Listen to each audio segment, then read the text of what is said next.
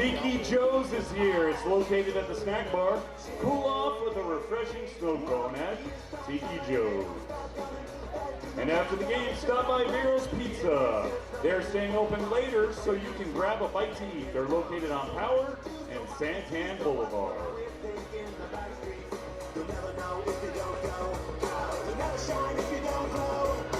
Hey now, you're an all-star. Get your game on, go play. Hey now, you're a rock star. Students and parents, just a reminder, Casteel's yearbook is still available. Log into www.jostens.com and get your yearbook today. Only shooting stars break the mold.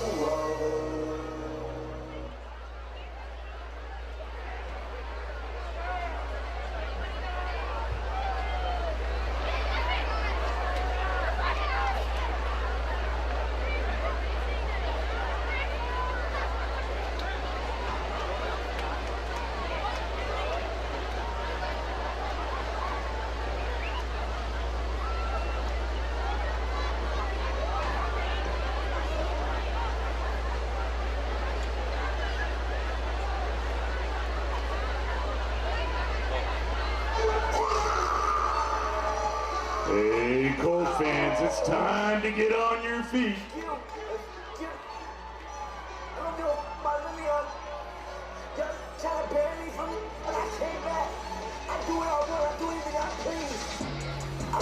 Your Casteel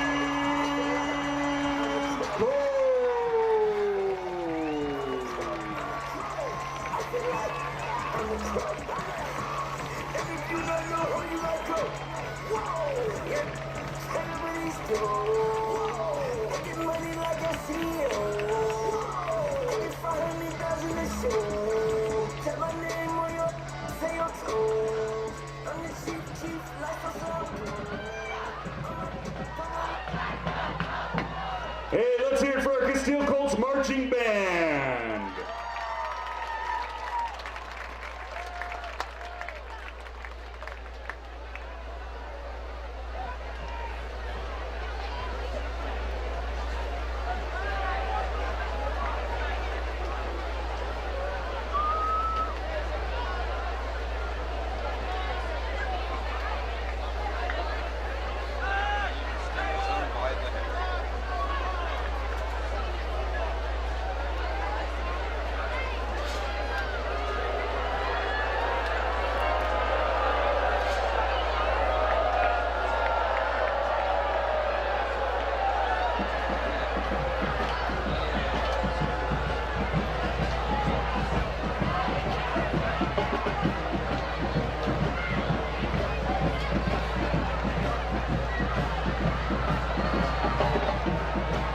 Please welcome to the field the Monsoon.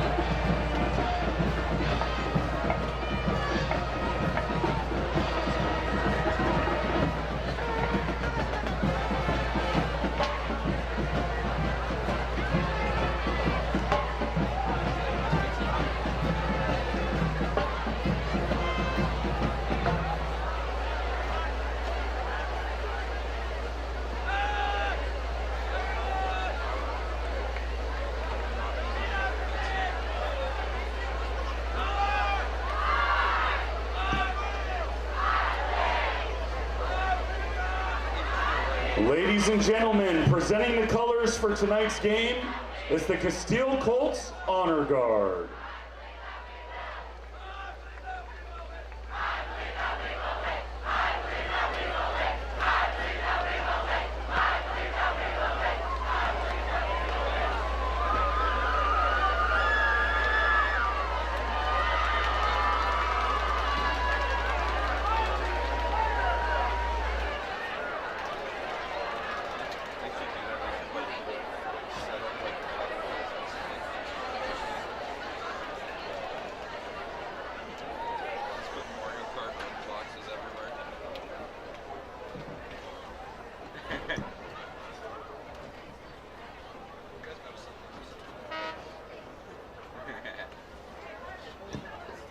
Ladies and gentlemen, we're going to ask that you rise, remove your hats for the singing of our national anthem.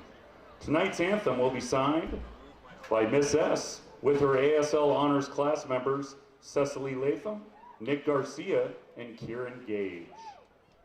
And here to perform the national anthem is senior Grant Clausen.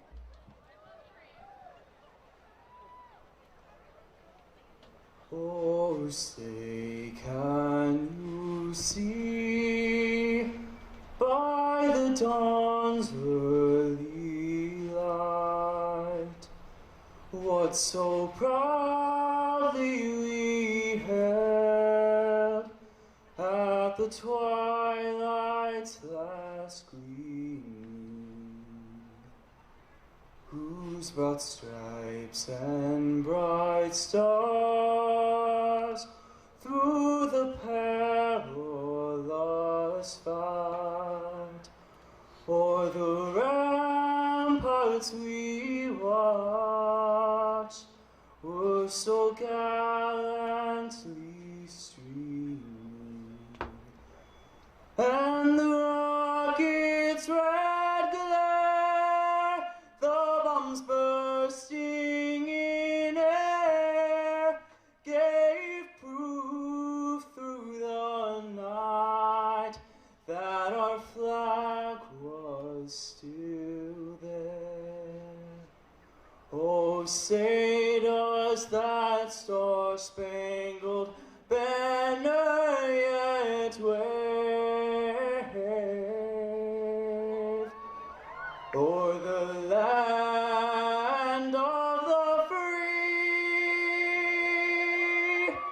and the home of the brave? Let's hear it one more time for Grant Clausen.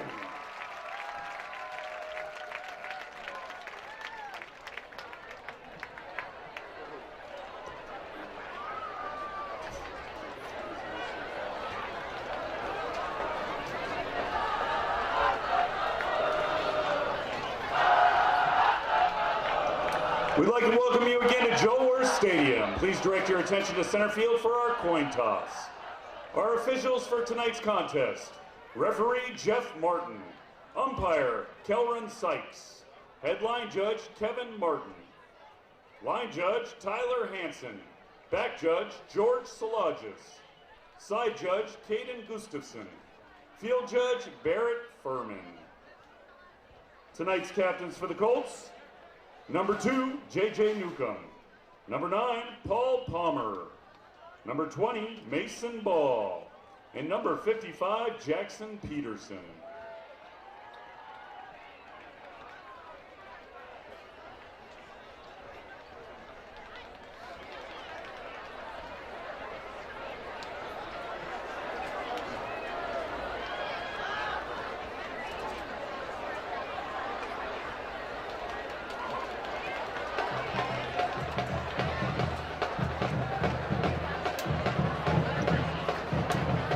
Colts win the toss. They defer to the second half. The Monsoon will receive the opening kickoff.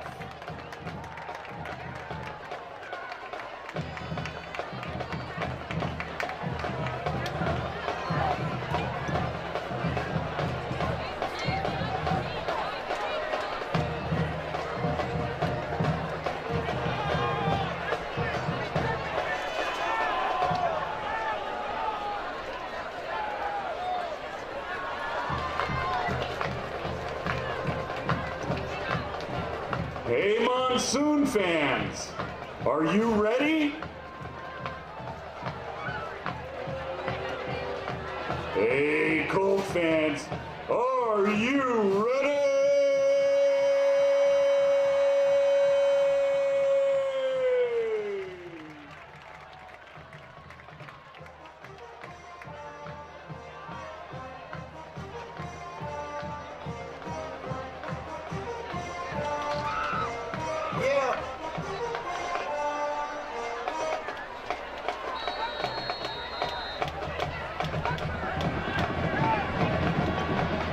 Cyrus Aganaga on the kick.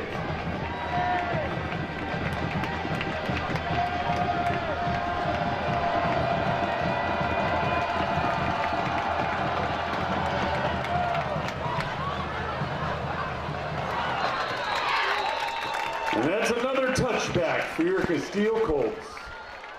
The Monsoon will take over, first down and 10 from their 20-yard line.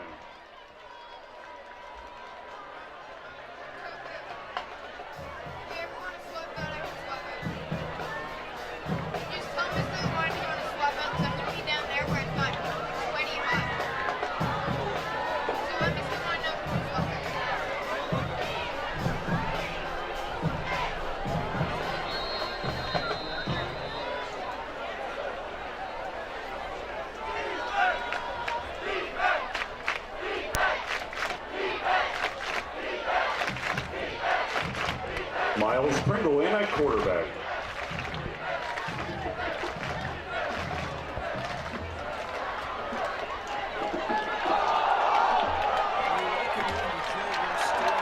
Ball is loose. Recovered by the Colts. In number 97, Simon Kelly. Fumble on the first play of the game. Casteel will take over. Your Colts will take over. First 20. down and 10 from the 11-yard in at line. quarterback with the fumble, and now the Colts with the ball quickly. It didn't take long for the defense to show up. Paul Palmer in at quarterback. Palmer in the offense, out on the field.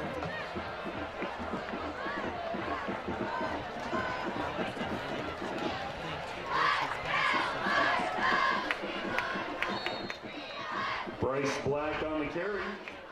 Tackled by number 24, Anthony Hernandez. Bryce Black was the Gain one of who carried 5. that one. He's had a really That'll good bring year up second down and so 5. far. 262 yards, averages 5 yards per carry.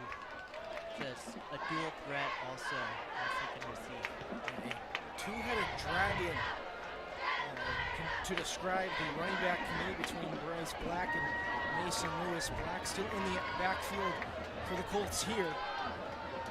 He'll take the carry right up the middle, inside the 10. He will be stopped short of the end zone. And a big gain here on second down for the Casteel Colts. Looks like that'll bring up third down and 1. Bryce Black came into tonight 25th in 6A in rushing yards. Palmer back to Lewis. He'll dive into the end zone, but the referee's signaling for no touchdown. He'll be down. Number 6, Kyle Harper on a carry. You have to go Mark short fourth down of the here. goal line, I mean, but there's that's a a possibility. Casteel Colts. First down. And they will. A quick play. They get into the end zone. 10.5 minutes left in the first quarter, and the Colts are on the board. That didn't take very long for them to put points on the board. They're coming off a fantastic week at Brown where they scored 51 points. Didn't allow a single point for Brown, and the offense Number just 96, keeps on rolling. Cyrus Aguinaga That on has for the been extra point. a tough case for Valley Vista on the road this season. Cyrus Aguinaga out to kick the extra point. Kick up and good. Kick is up, and it's Colts good. now out to a 7-0 And with lead 10:35 remaining in the first quarter, it's your with Casteel 10.5 Colts left in 7, the first quarter. Valley Vista Monsoon. But as I was saying though, for Valley Vista, a team that has not had a lot of success on the road this season.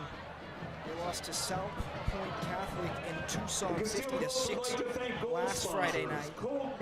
Before that, their other loss on the road came to Mesa 32-14. Those are the two biggest losses of the season. They are at 0-4. At least the two games at home against Mount Point and Desert Vista were at least competitive. Yep, they lost to Desert Vista 18-17, Mountain Point 24-13. Aguinaga back to kick it once more for the Colts. Monsoon on the receiving end.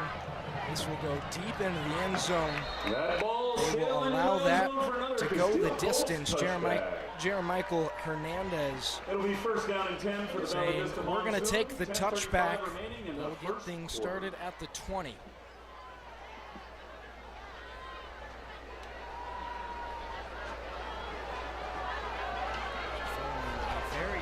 fumble on their first offensive drive.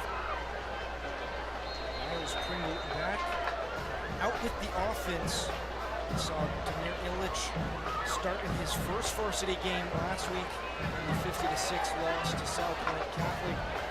Miles Pringle starting in the first 2 games and throw it as a receiver. Miles That Pringle being with a Alex pass. Williams. Catch by number 9, Alex Shy Williams. of the 30. Tackled by number 12, Bringing up second down. Landon Patch. Valley Vista is a team that Gain will of 7. They'll bring up second down throw and in the 3. air. They don't run very well, but where they're receiving and they're passing, they go for big yards. Pringle snaps it, hands it off to his running back. He tries to cut up the middle, gets a couple of extra yards, looks to be just shy of the first down past the 30. A very nice game. Carry by number 4, Jordan Harrison. Been out of the 3 running backs their best, and while he only averages just under 3 yards per carry, he still has been by far the best of the 3 that have carried the ball so far this year. So one of the perennial kick returners here in 6A. He averages the most kick return yards in the state of Arizona for 6A football. Early still in the backfield. Pringle trying to escape the pressure. He won't be able to. Simon Kelly with half the sack, and they bring him down around the 20, bringing up a big third down for the Monsoon. Another big loss of yardage there for Simon Kelly. Just went right at the quarterback, gets his second sack of the year. Unbelievable rushing play there. Really good play call on the blitz. Birds as a team now up to 13 sacks on the season. Pringle in shotgun. He's got the check down to Williams. Won't be enough to get back to where they started this drive, bringing up number 8, Porter Del Nos on the tackle. That'll bring up third. So pardon, that will actually bring up third down here. 3rd and 16 for the Valley Vista Monsoon. As Porter Del Noche on the tackle, he has the most on the team this season for Casteel. Early gets the block. Pringle trying to exiting the pocket, and he will be wrapped up once more. Shoestring tackle by number 8, Porter Del Nos. Porter Del Nos again on the sack, and he's just been on fire this year. That's his 37th tackle and his 38. That's right, and his 4th sack of the year. Just having an unbelievable year in his junior season.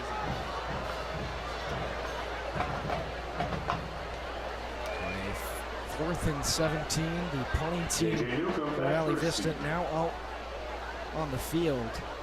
They will punt it away for the first time. J.J. Newcomb back to receive it. He's got a block, cuts to the outside, a lot of green space, some flags down on the air. He hurdles the defender inside the 15. A big return for the Oklahoma commit, and J.J. Newcomb. Flags on the field. We'll wait to see what the call is, but if it stands, one of the more impressive returns for the Casteel Colts. Was able to find a lane and just took advantage of it. We'll see what the flag is.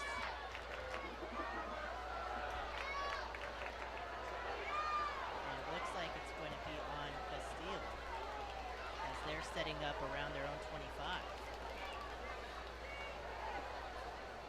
Still have yet to get a signal for the referees, what that flag will be. If I were to guess, it's probably holding, because that flag was thrown immediately before JJ could even catch the ball. So they will start at their 24-yard line. 7:15 left in the first quarter, already up 7-0.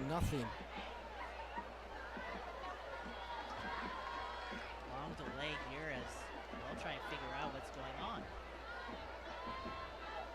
Teams finally starting to get situated. The referees picking up their flags, getting back to their respective positions on the field, although the Colts offense now coming onto the sideline. We're going to redo the kick. Holding against the Colts. So you were right, it is a hold.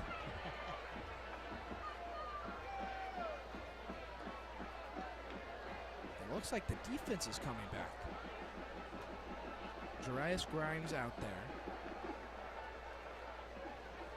There's Simon Kelly, Mason Lewis.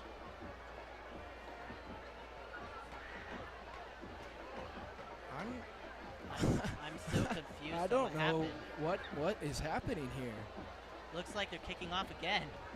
So it could be offsetting penalties here.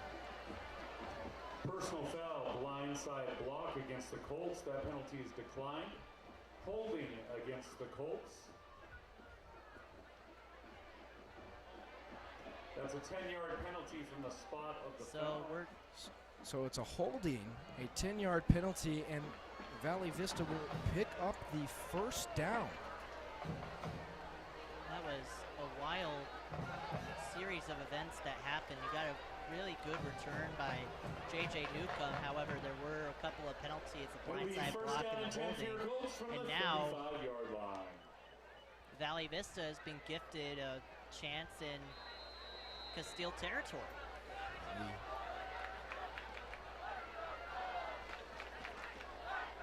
No, actually, the Colts offense back on the field. A trick play here. Black pitches it back. The Colts cutting up the outside. He's got a lot of room, and he'll be brought down at the 35.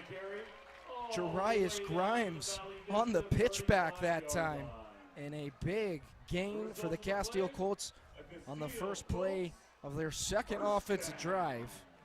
Grimes now running back to the sidelines. Normally the free safety, pardon, the strong safety for Casteel, but used as a wide receiver this time. A check down to Black.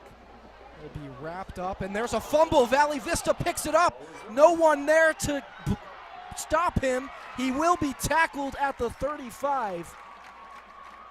It was Zane Holden who scooped up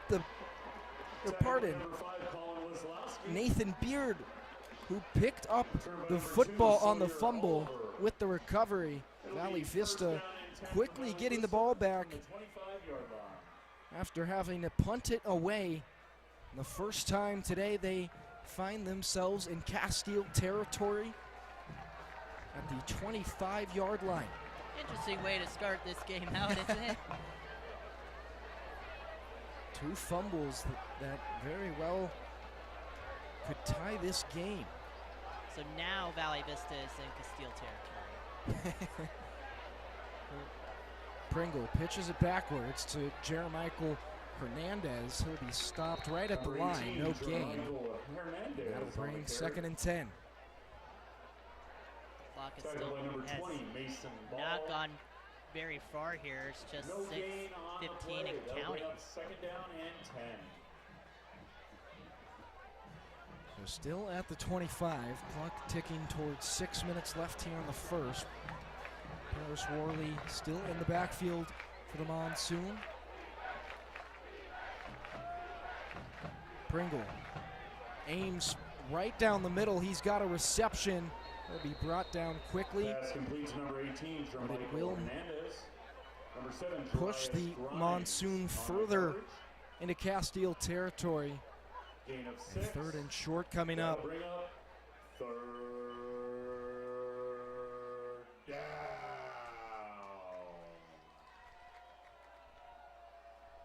Interesting setup here as they have 3 receivers on the near side.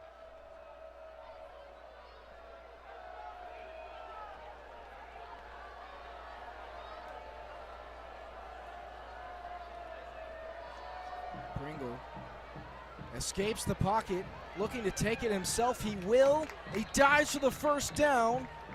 Not sure if he has it. Tackled by number 8, Porter Del Nos. There's Porter Del Nos with the tackle. Looks like Chains he's are marked not down at the moving, so I don't 16-yard think line. he quite got there. That'll bring up Has fourth to be. down and 1. 4th and 1 coming up for Valley Vista. They're going to go for it. In this situation, you almost have to. Even though it's early. Pringle hands it off to Paris Worley. He will brush off a couple of defenders, and he gets the first down. Number 34, Jihad Paris Worley on the Paris Worley brushing off a couple of defenders, gets to the outside, picks up the first down, and then steps out of bounds. Really good job there by Paris Worley. Looked like Del Nos was going to take him down before he got to the line of scrimmage, but was able to get around him, juke him out, and get past another defender and get the first down. Actually, I think we are incorrect, Jake. I think they called him down, which would be a turnover on downs, their second turnover of the game. They fumbled on their first drive, turnover on drives on their third. That gives the ball back to Paul Palmer and the Colts at their 16-yard line. Palmer snaps it. A handoff to Kyle Harper. He'll take it up the middle for a couple of yards before being taken down shy of the 25. Gain of 2.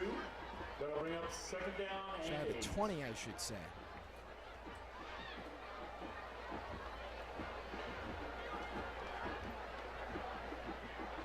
Braden Green, the wide receiver in the backfield for the Colts.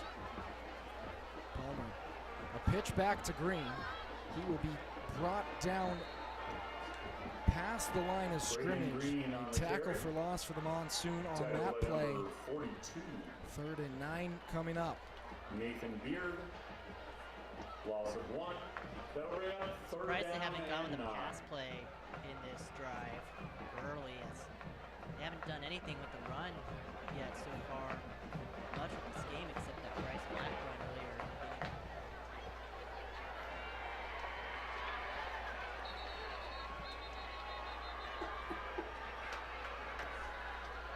Timeout. Colts. Casteel using their With this first timeout with 3.5 left in the first quarter. Gardner 3rd and 9. When we come back, a 7-0 lead for the Colts. They have it at their own 17-yard line. Mainstream Motorcycles. Babbo Italian Eatery. Pasta Joint. Texas Roadhouse. Whiting Dental Halcom. Game Show Battle. Grill 61. And Honey Baked Ham Company. Thank you to our Navy sponsors of Casteel Colts football.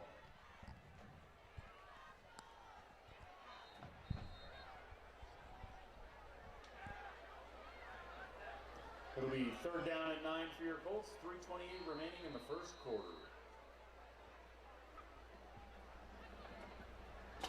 3rd and 9. Palmer snaps it, takes a couple of steps backwards. A short pass to Black. He'll receive it, going up the middle before being brought down shy of the 25. And the first down, it will bring up 4th. And the punting unit coming on for Casteel. 4th down. Palmer throwing off his back foot there. Maybe not the best decision in the world, but still was able to get the completion. But Black couldn't go anywhere after he caught the ball.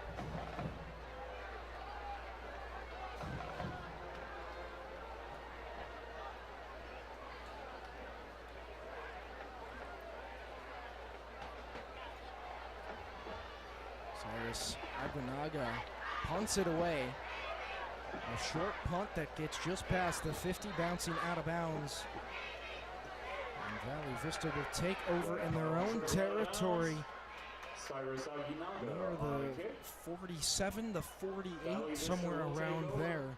1st down and 10 from the 2.5 minutes 50-yard line. left here in the first.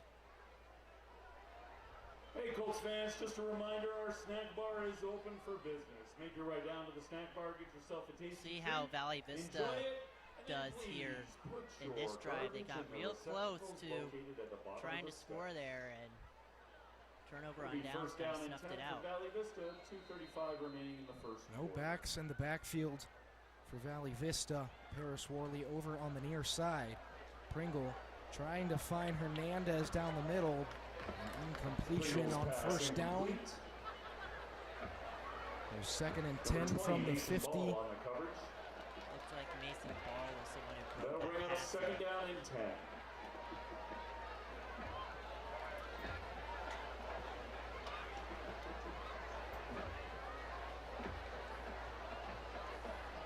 Now here's Paris Worley in the backfield. Lined up as a receiver on the last play. It's Hernandez lined up on the near side. Worley cuts up the outside, but will be met at the line of scrimmage. A tackle for loss Paris Worley on the as carry. it brings up 3rd and Tackle 11. number 7, Jarius Grimes. Pardon, a gain actually, they say. That'll bring up 3rd. So 3rd and 9 as the clock ticks close to 2 minutes here at the Casteel Colts 49-yard line. Just the 2nd time today the Monsoon have been in Casteel territory. And it's Williams lined up on the outside. Pringle. He will take it himself up the middle, and there's a fumble. Casteel recovers it.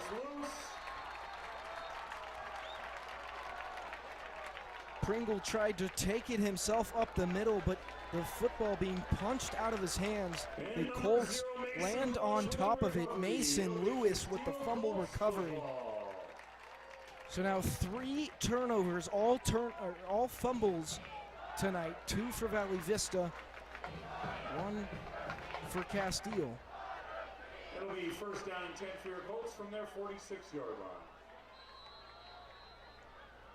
I mean, you can't blame the quarterback for taking the ball there. There was a wide open space. Just good job by Mason Lewis to punch the ball out.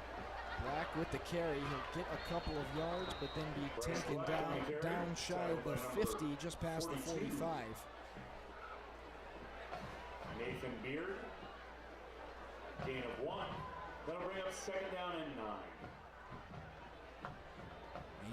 A team that came into tonight with just 1 fumble on the season, that coming from the hands of Mason Lewis. Still a team that does not turn the ball over very consistently. Just 1 pick thrown by Paul Palmer. Black will take this up the middle once again past the 50. It's a good gain on 2nd down. As the clock now less than a minute left. That'll bring up 3rd down and 5. With 3rd and 5 coming up.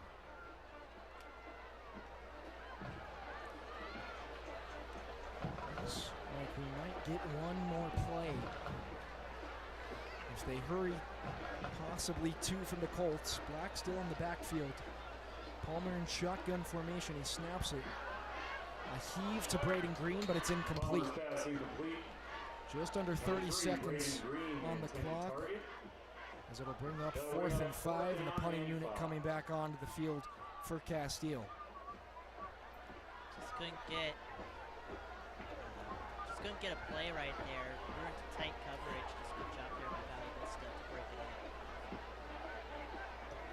in. Number 2, J.J. Newcomb Just back to doesn't kick. seem like any of these players have had quite a rhythm. Number 18, Jermichael Hernandez back to So receive. the punter, J.J. Newcomb, and actually he's going to, a trick play. He takes it himself. He's got the 1st down and more inside the 20.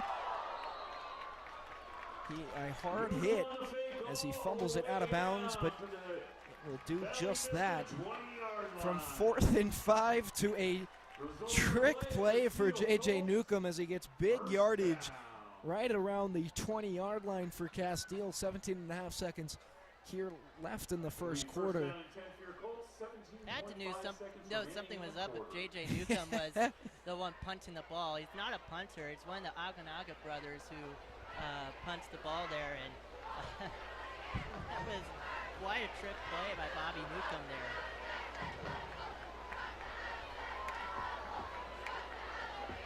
Paul Palmer in the offense back out. Palmer snaps it, hands it off to Black, trying to cut out to the outside. Get a yard, maybe two. But the Colts will allow the clock to expire up 7-0 here in the first quarter. When we come back, they'll get us started at their own at the Valley Vista 18-yard line, looking to extend their lead.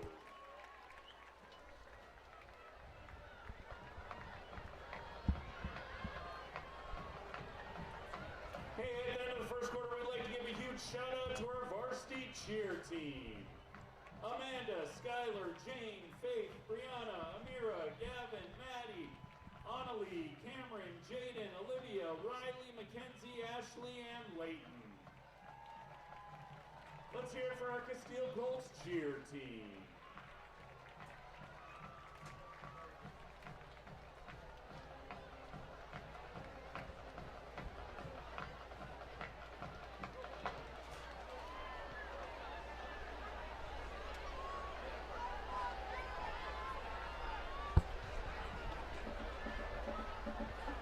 We come for the start of the second quarter, 2nd and 9 for the Colts offense on their 18-yard line, up 7-0. Looking to extend the lead here in the red zone.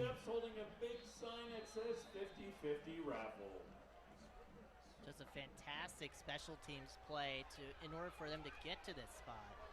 Palmer surveying his options. He's got a reception for Braden Green, and he takes it to the end zone. The Colts now lead 13-0 at the start of the second quarter. Just a simple play up the middle, and great pass there by Palmer, and an even better reception by Green in tight coverage. Reached up and made a fantastic play at the end of the end zone. On for the extra point. Cyrus Aguinaga looking for his second extra point of the afternoon. It is up and good. And it's good. He is now up to 36 points on the season as a kicker. That is the most in 6A AIA this season. As the Colts now lead 14-0, just under 12 minutes in the second quarter. It took all but 7 seconds in the second quarter for the Colts to score their second touchdown of the game. The Steel Bomb captains are Tatum Drogue and Gabby San Miguel. Aguinaga looks to kick it away with Jeremichael Hernandez back to receive it for the Monsoon.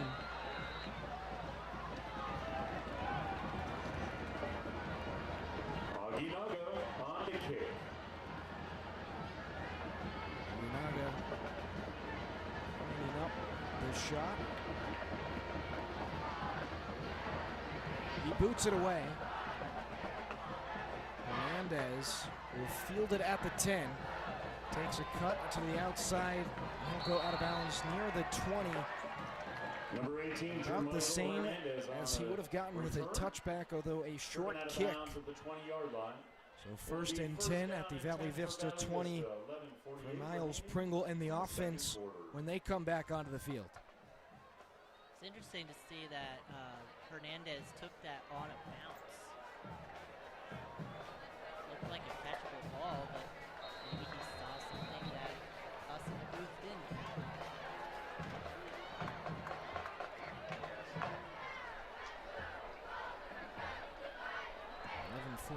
On the clock. Pringle and the Monsoon back out on the field.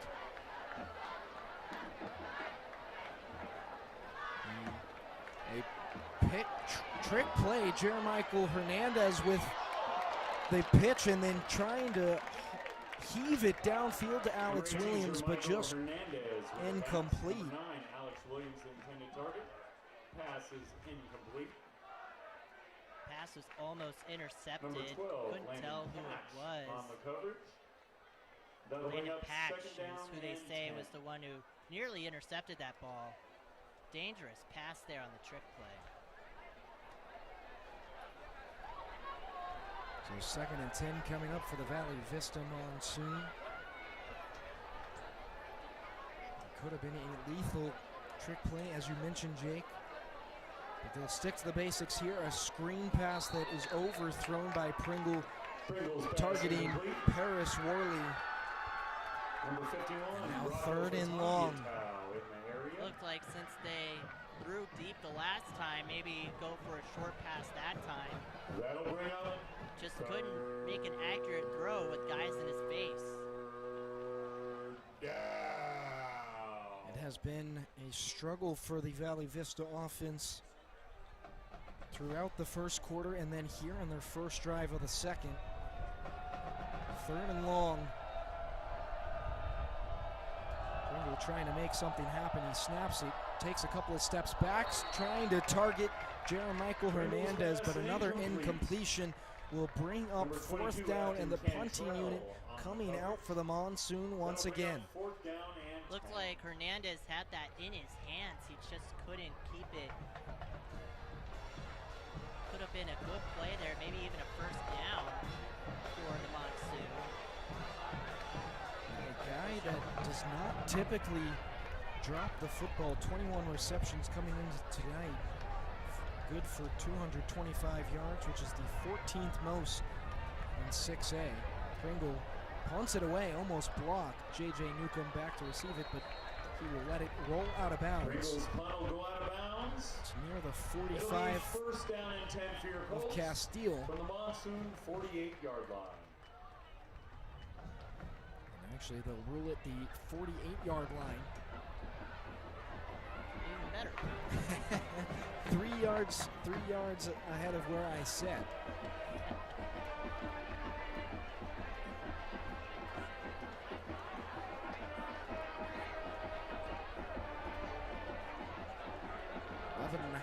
Left to play here in the second. Bryce Black checks into the game. And the whistle's now being blown.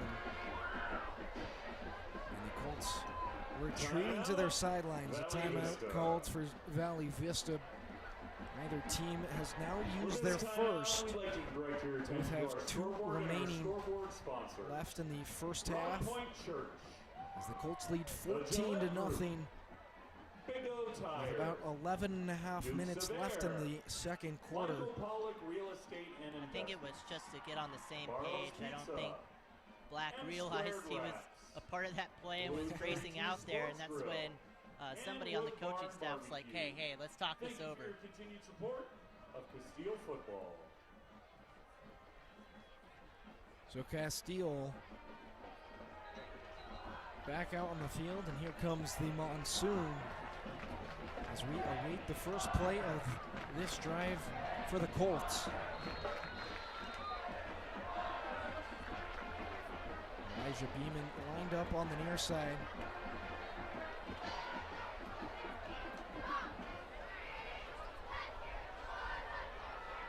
Palmer takes the snap. A check down to Bryce Black.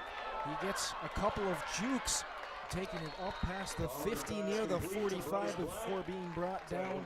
It will bring up 2nd down, but a nice gain on the first play of the drive for Bryce Black. Bring up 2nd down and 4. Beeman still lined up on the near side. Jake Eisen slot. Palmer surveying his options. He will go down, but a flag thrown onto the field. We have a flag on the play. See what that flag is. It was thrown right when Palmer was hit to the ground. Holding against the Colts. That'll be 10 yards from the spot of the foul. We'll replay the down. So a replay of the down after a holding penalty called against Casteel.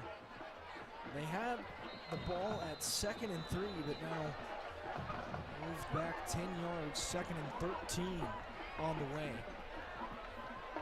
Palmer looking to the sideline, looking for the call. Black still in the backfield. Now he calls signals for an audible.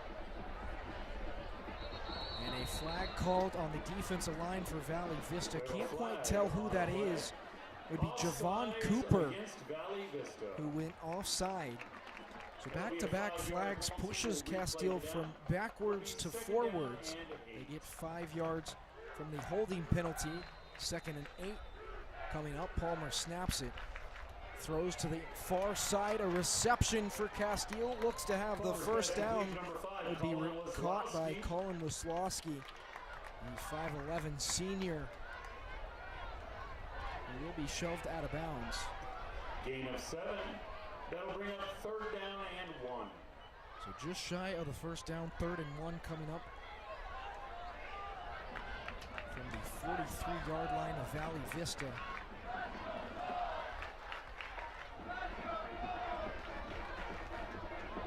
Palmer trying to get control of this offense. He takes the snap, hands a fake handoff. Jake Ice on the check down. He'll catch it. A stiff arm up to the 40 before being pushed out of bounds. And a big positive gain and a first down for the Casteel Colts, although another flag thrown onto the field. I'm confused on what that flag's about. We'll have to wait and see. But gosh, if we thought there was a lot of flags in week 2 again in a thriller against Queen Creek, Jake, then I don't know what to expect here with the plethora of flags being thrown just in the first half alone. And they just called a personal foul, face mask on Valley Vista, so even more yardage from the spot of the foul. And definitely going in the wrong direction is the defense of Valley Vista, as the Casteel Colts not only pick up the first down, but a big momentum flag penalty. Palmer throws it down the middle and caught by Braden Green. He has 2 touchdowns on the night, and the Colts extend the lead to 20-0.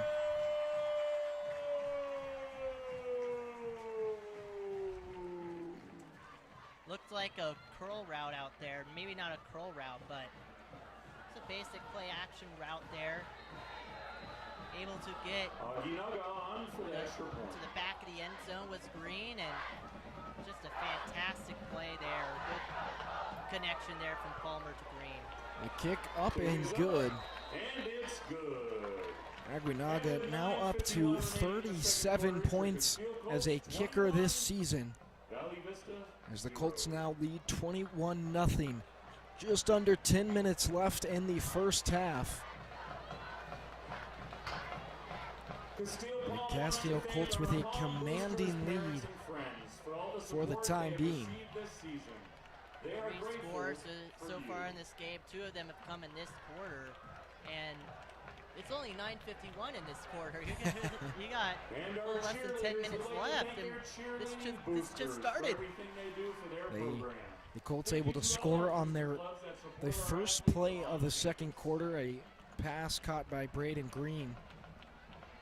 And then on their second drive of the quarter, Braden Green with his second receiving touchdown of the night. Cyrus Aguinaga getting set to kick it away. Jeremichael Hernandez back to receive it once again.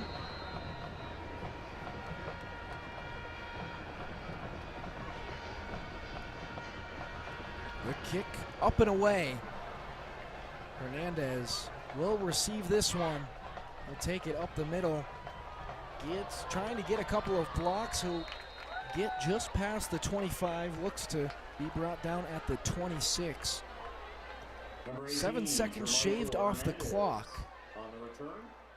As the Monsoon will get set to take over on their 26-yard line with 9:44 on the clock. If you're Valley Vista, you have to score on this drive to stay alive. This is looking a lot like last week's game against South Point Catholic, and you don't want this game to get away from you. You still want it to be at least a 2-score game. Keep yourself in. Pringle with the snap, hands it up. He does not hand it off. He gets out of the pocket. A throw, but overthrown his receiver that time. Number 21, Nate Jimenez on the Looked like another play that this time J.J. Newcomb could have intercepted there. really tight against these receivers and trying to make Pringle throw some bad passes, and that was one of them there.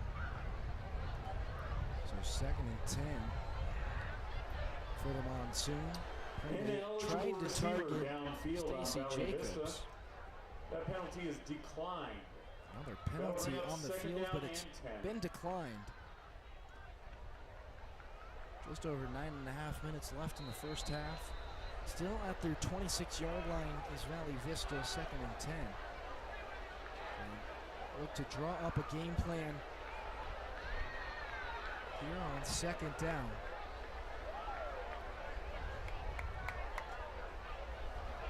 Pringle hands it off to Paris Worley, trying to get past defenders, but he will not be able to. Brought down right at the line of scrimmage. Paris Worley on the carry. Tackle by number 8, 3rd down coming up. Another big tackle for Porter Del Nos. That'll bring up 3rd. Tried to go on the outside that time, and Jahad Paris Woolley just having a really hard time trying to find a hole. Just credit to that defensive line in collapsing the gaps there. 3rd and 13 coming up. This is snapped by Pringle. He hauls it downfield, but to absolutely no one. Number 7, Dries Grimes on the coverage. That will bring up 4th and 13. Once again, the punting unit coming out for the Monsoon. Trying to figure out what it was. I think it was 8 on that jersey. I believe it was either Bradley Castle or Riley Hunt. Could be wrong, but when you have a guy completely untouched and just chasing you down, it's going to be tough to try and make a play there. J.J. Newcomb calling for a fair catch. And find Newcomb calls for the fair it in his catch. hands.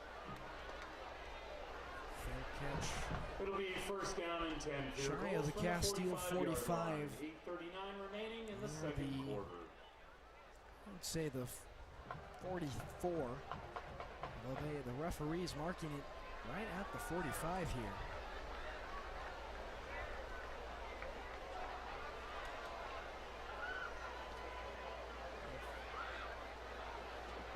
Full score here, they're putting this game completely out of reach. A chance to make it a 28-0 game here in the 2nd half. 8.5 left.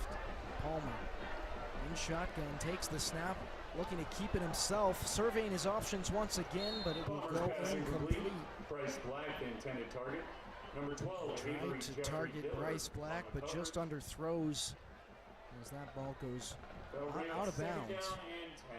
Hall was being chased by the big defensive line of Valley Vista. I believe it was Javon Cooper and Nick Fletcher who were chasing Palmer down, and at that point, rolling so far to his right, just had to get rid of the ball. Palmer with the check down to Black. He'll take it to the outside. Another block.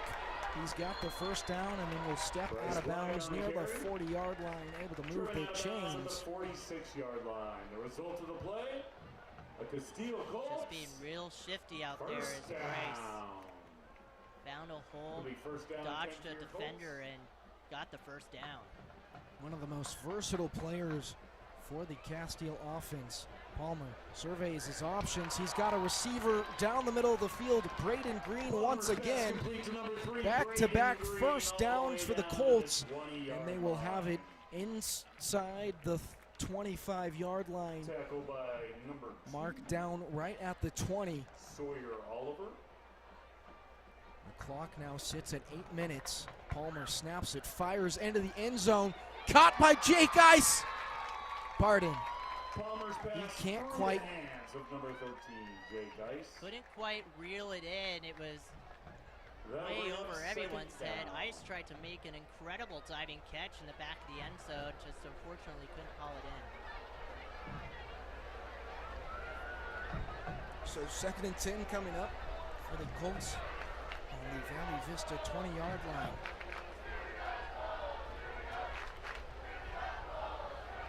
Black in the backfield. Palmer in shotgun. Palmer. He will try and keep it himself. He gets a nice block, cuts to the outside, but will just step out of bounds. Will lose a yard or two on the escape. Tony Romano.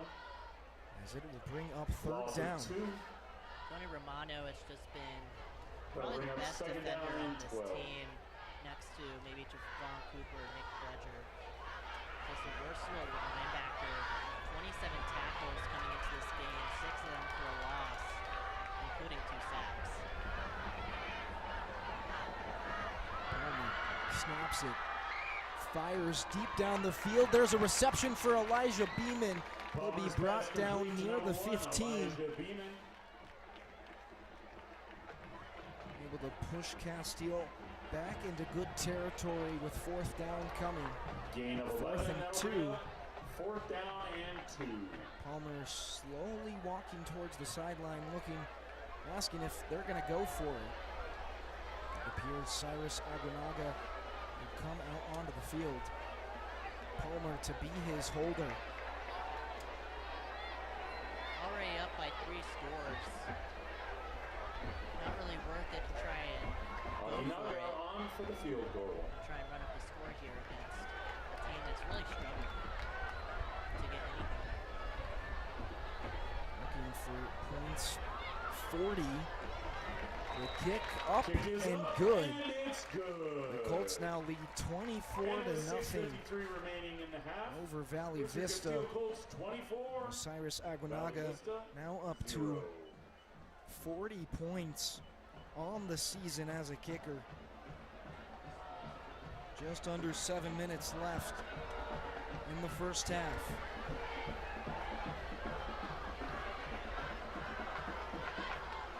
He's just been have him, whether it's a kickoff, whether it's a punt, whether it's a field goal attempt or point after The try. Casteel staff would like to give a shout out to our IT professionals who had IT basically every Professionals single Day this time. week.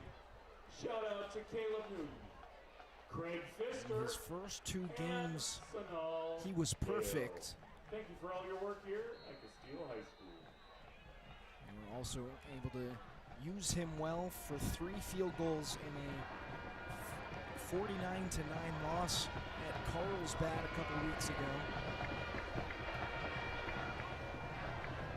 Kick up and away. Jeremiah Hernandez fields this, receives this at the 10, gets a couple of blocks, taking it up the middle, brought down shy of the 30. And good field positioning as Valley Vista looks to score their first points of the game when Miles Pringle comes back out onto the field. Just under 7 minutes left. 6:48 to be precise, down 24-0. Pringle just hasn't been able to get anything going. He's just really struggled this entire game, and it's all come from the first play of the game where he fumbled the ball. That eventually led to a score on that ensuing drive. Just hasn't been able to hit his receivers. Pringle hands it off to Paris Worley. He won't be able to get much, maybe a yard. Valley Vista runner tackled by the entire Colts defensive line. The entire Loss of 1. defensive line. That'll bring up second down. There All it is. 7 guys. There was a lot of bodies there to stop him on that play as he's pushed a yard backwards. Second and 11 coming up from the Valley Vista 27-yard line. About 6 minutes left here in the first. Paris Worley still in the backfield. Pringle snaps it. Cuts to his left. He gets a juke and now running it up the middle. There'll be a fumble again.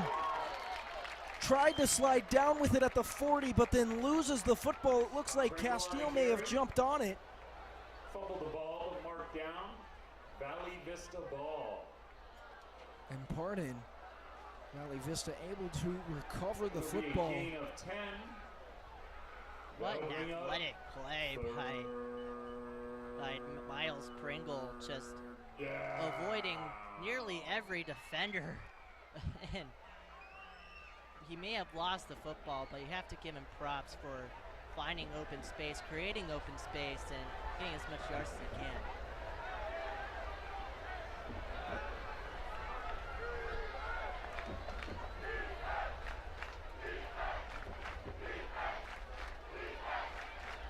With 5:30 left on the clock. Pringle hands it off to Paris Worley. He'll take it to the outside. He's got a couple of blocks, has the first down, tackled near the 45. Number 34, Jihad Paris Worley. Big pickup for the Monsoon as they look for their first score of the game. Result of the play of Valley Vista, first down. It'll be first down and 10 for the Monsoon from their 45. Good job there by Paris Worley, just finding open space and didn't necessarily create it. Got a few key blocks from his offensive line and able to get the first down, run out of bounds, stop the clock. Pringle, a check down to Paris Worley. He can't reel in the pass. That'll bring up second and 10. Number 21, Nate Jimenez on the coverage. That'll bring up second down and 10. Nathaniel Jimenez with the coverage. That's a ball you have to catch as a screen receiver. He may have gotten bodied by one of the somebody on the secondary, but you still have to make that catch. Second and 10, 4:45 on the clock. Pringle takes the snap, hauls it downfield, but overthrows Alex Williams. 12, Landon Patch on the coverage. That'll bring up Landon Patch on the coverage. third down. Would have been a nice reception and a first down for Williams if the pass from Miles Pringle could have just been a bit more accurate. A third and long coming up from their 45-yard line.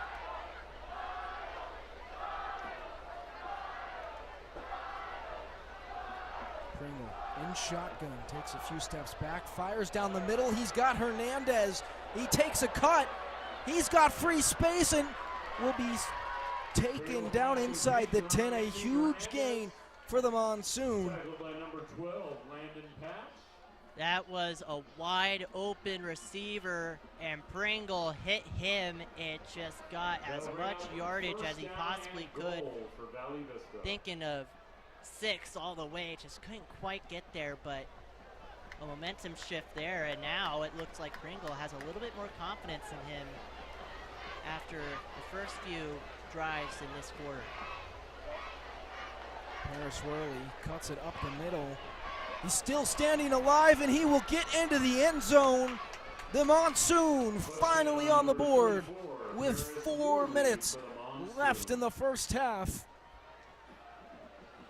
They put 6 on and now trail 24-6 as we await the PAT.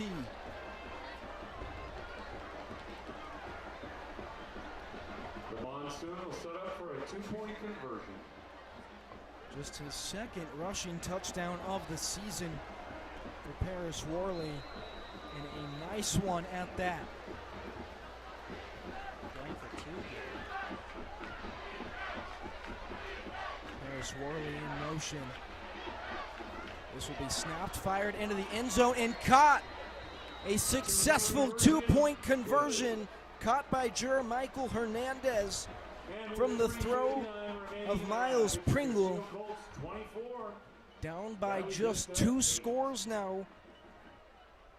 Are the Monsoon, if they can continue to score touchdowns and be successful at the 2-point conversion. Cheer team sponsors. Now after Casteel, you have to score on this drive. You cannot let the momentum be on the Monsoon side. Considered support of Casteel cheerleading. And you have to go back to that fumble by the quarterback, Miles Pringle, and the Monsoon recovering it, because that was a big play in that drive, and I think it's what gave him more confidence in himself and started completing passes better. And if Casteel jumps on that ball successfully, we're not talking about a 24-8 game. 3:59 on the clock. Around soon to kick it away. That being Alex Valdez. He'll do just that. Jarius Grimes back to receive it. He'll cut up the middle before being brought down just ahead of the 35. It'll shave a couple of seconds off the clock. Now 3:52 on the board. It'll be first down and 10 As for the your Colts Casteel from their Colts 32-yard will line. get things started at their 32-yard line, up 24-8. It's still a big lead, but you can't get comfortable and think, oh, this team has lost their first 4 games, and we've won 3 of our first 4. Palmer tries to find Beeman, but it will be incomplete. A late hit applied by Stacy Jacobs. Number 21. No flags on the field. It is a clean hit. That'll bring up second down. I don't know why it wouldn't be. That was a good football play by Jacobs.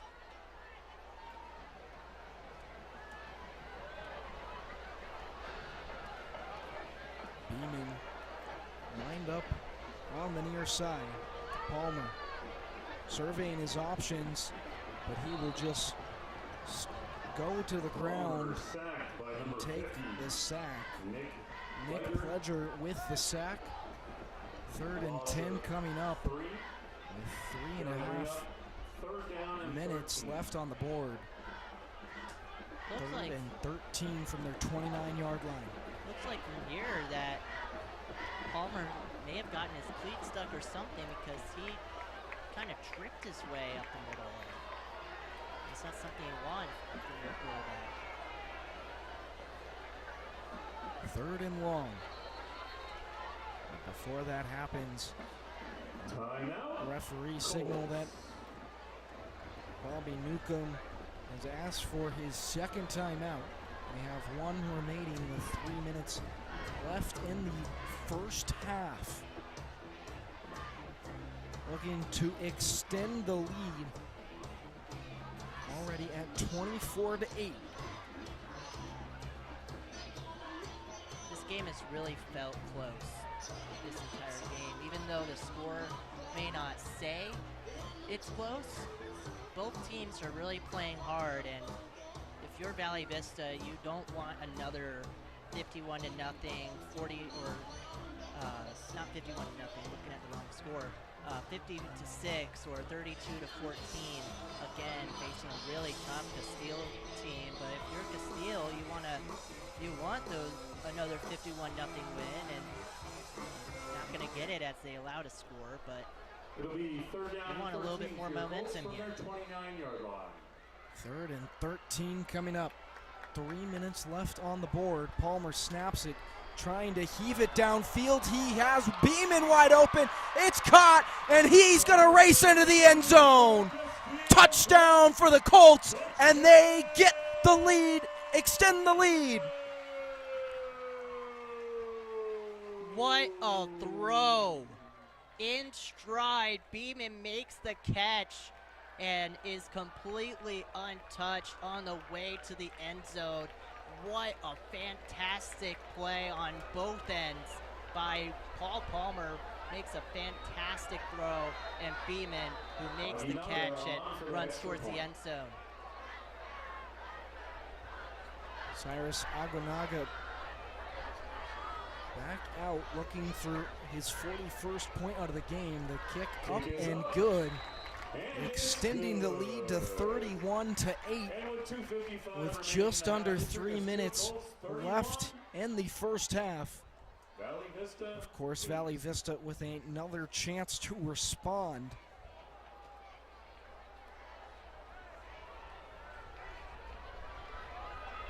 If you're Valley Vista, I know I set this the last drive for them. You have to score again. You can't let this game get away from you because it could be close by the time the half ends if they score. Casteel could be in a lot of trouble, or at least they could feel a little bit of pressure coming from a team that hasn't gotten a win yet this year. A team that is 0-4 and just got decimated 50-6 against South Point Catholic. Trying to keep it close on the road here against one of the perennial powerhouses of AIA 6A football. Aguinaga with the squib kick. This will be fielded near the 5-yard line. Taken up the middle, a couple of blocks, and he'll be brought down near the 35-yard line, that being Jeremichael Hernandez. A nice fielded ball for the Monsoon. From the 35-yard line. Really good return by Hernandez. Fielded that ball cleanly. It's really tough to pick up a grounded football. Finding open space, finding a lane, and he's been good all year on kickoff returns and punt returns. It shouldn't surprise me that he has another one here, yet it does. Speaking of which, he has the most kick return yards in AIA this season with 282 yards.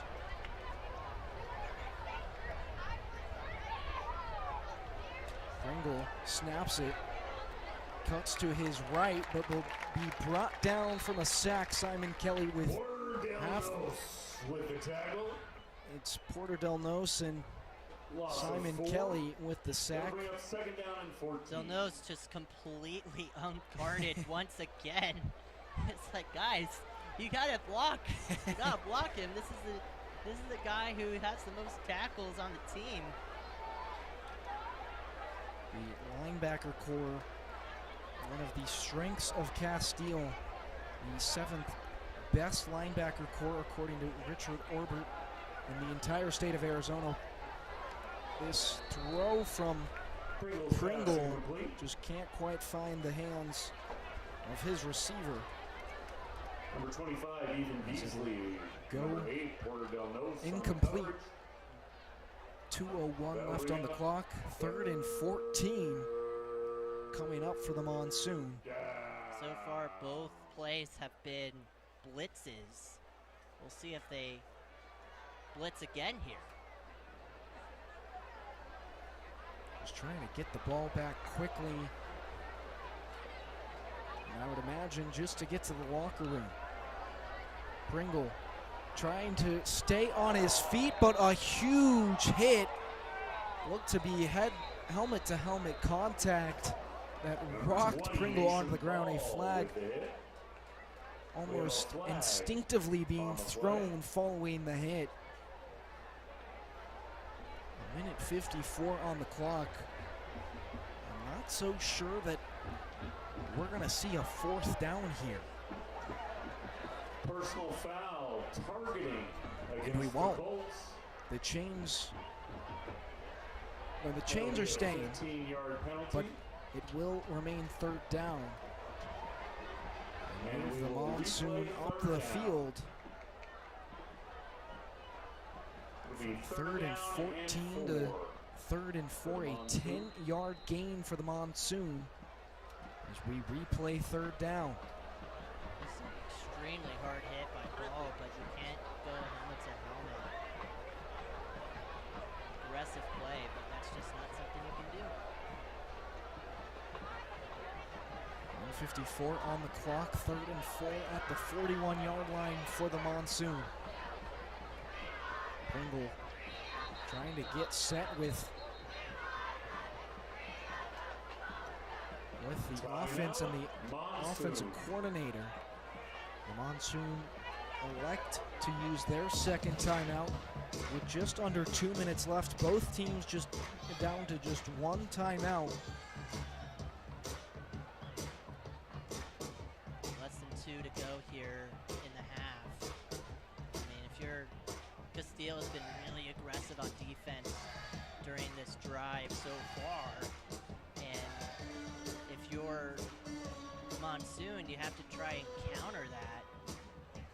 We'll see what they draw up there on the far sideline.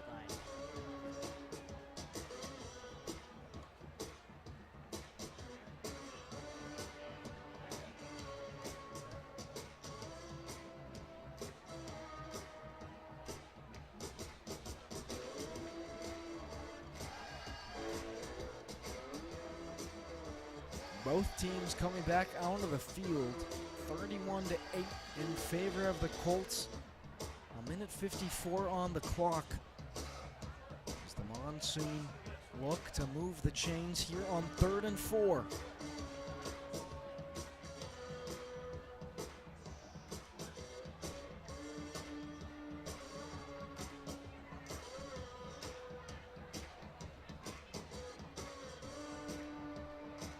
Actually, it seems as if the chains are being moved, the football brought forward. I'm curious to see what the call is. Although the ball went from the 41-yard line to now the 46. Strange.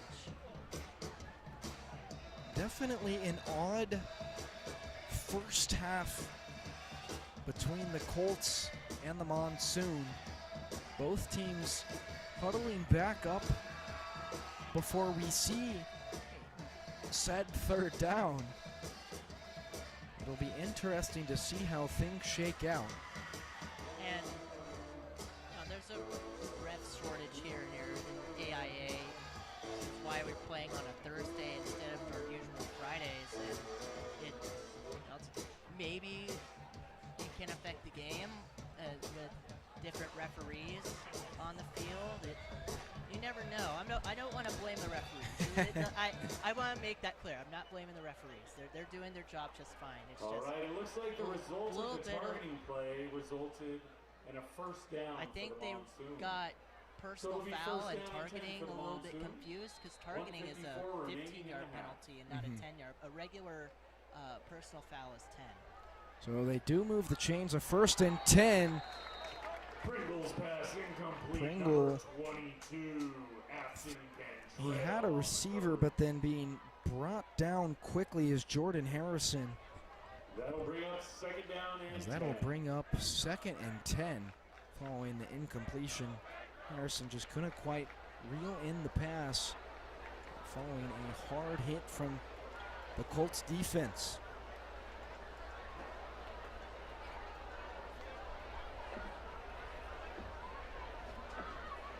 Just hitting guys hard this drive, and I don't blame them. They're a really aggressive team. And This is pitched back towards Harrison. He will be brought down behind the line of scrimmage. Monsoon moving backwards on 2nd and 10 as the clock ticks close to a minute and a half left in the first. 3rd and 12 coming up from the Valley Vista 44-yard line. Just over a minute left here in the half. As the Monsoon looking for a response. Pringle. He heaves it downfield, but well overthrows his receiver Alex Williams that time. Landon Patch and J.J. Newcomb on the coverage. That will bring up 4th down, a minute 8 left on the clock. I like that play call by Valley Vista. It just wasn't executed very well.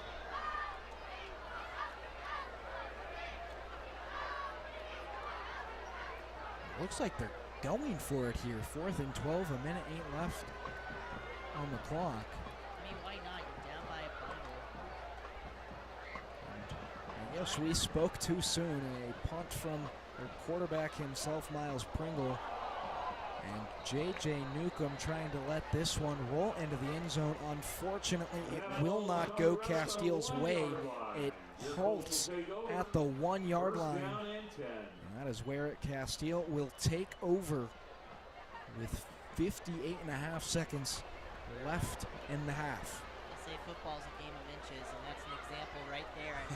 Just before the end zone, and JJ had to be kicking himself for not picking up the ball there. But at the same time, if you pick up the ball, there's a high chance that you get tackled at the 1 or the 2 or the 3 anyway. So maybe it wouldn't have mattered.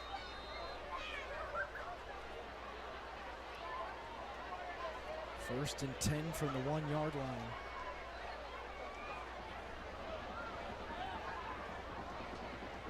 You can't kneel it here anyway. You're going to give it to safety.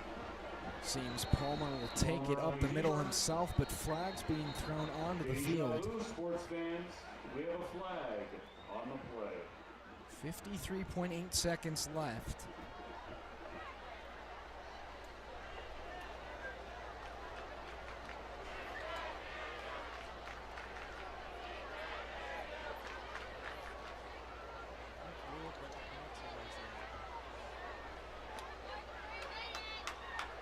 Sideline warning against the Colts.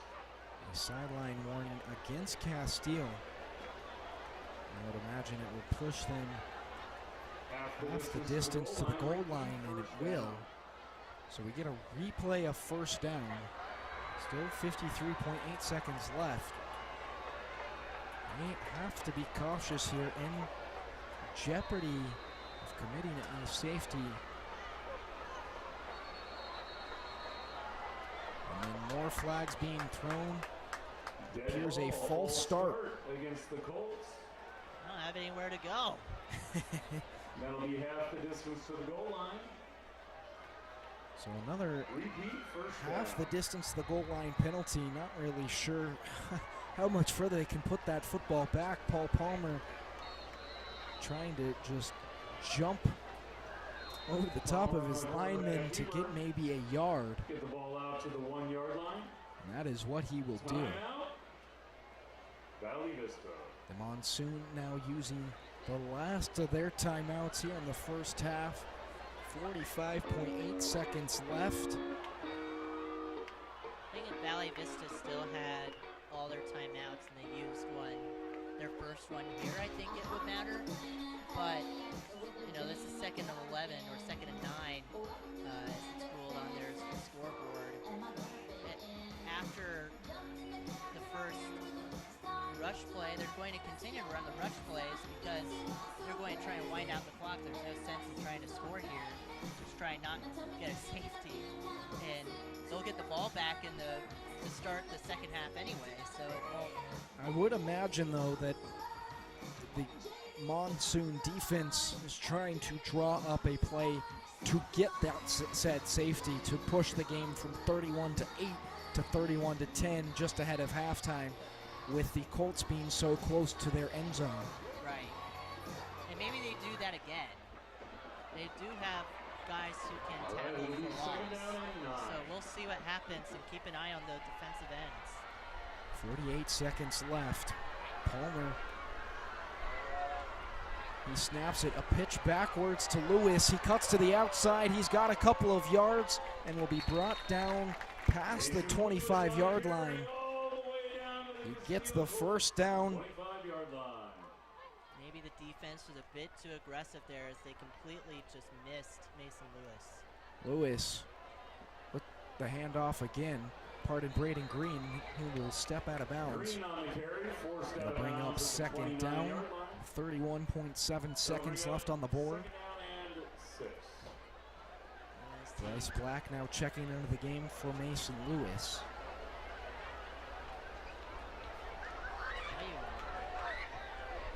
Now they're at their 30. Do you try and get to Valley Vista's 30 and at least try and kick a field goal? It would be a tough task, but we will have to wait and see. Palmer surveys his options. He's got Jake Ice, who will get out of bounds, stopping the clock at 24.2 seconds. Casteel does have a timeout left in the half. 44-yard line, timeout, Casteel. Casteel calls a timeout because I think the clock was still supposed to run. Now we'll keep an eye on the sidelines here.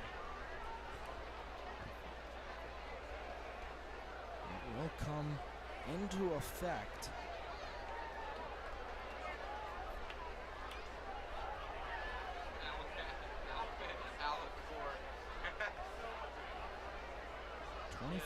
.2 seconds at their 44-yard line. The Colts calling their last timeout, so no timeouts for either team. With just under 30 seconds left. It'll be first down and 10 for your Colts. 24 seconds remaining in the half. And they're marching down the field. They were at their own 1, and now they're at their own 44. So they've done a pretty good job at least trying to get yardage.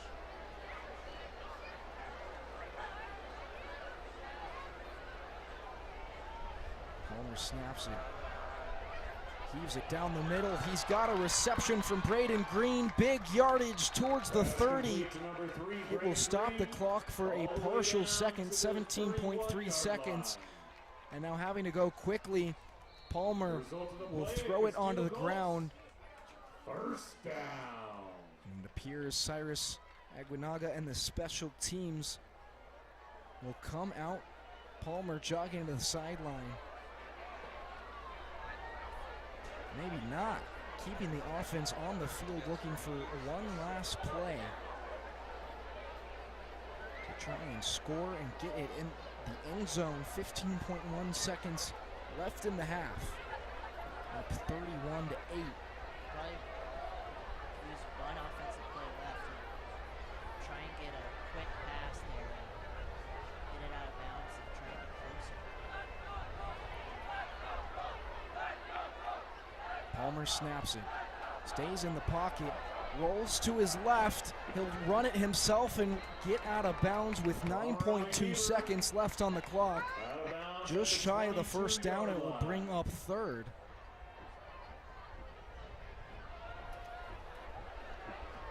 The Colts inching closer and closer to the end zone. 9.2 seconds remaining. You might still have time to run another play as long as it's quick before they have to settle for a field goal. We'll have to wait and see. 3rd and 1 from their 22-yard line. Palmer in shotgun. He takes the snap, surveys his options. He's got a wide part in it. Just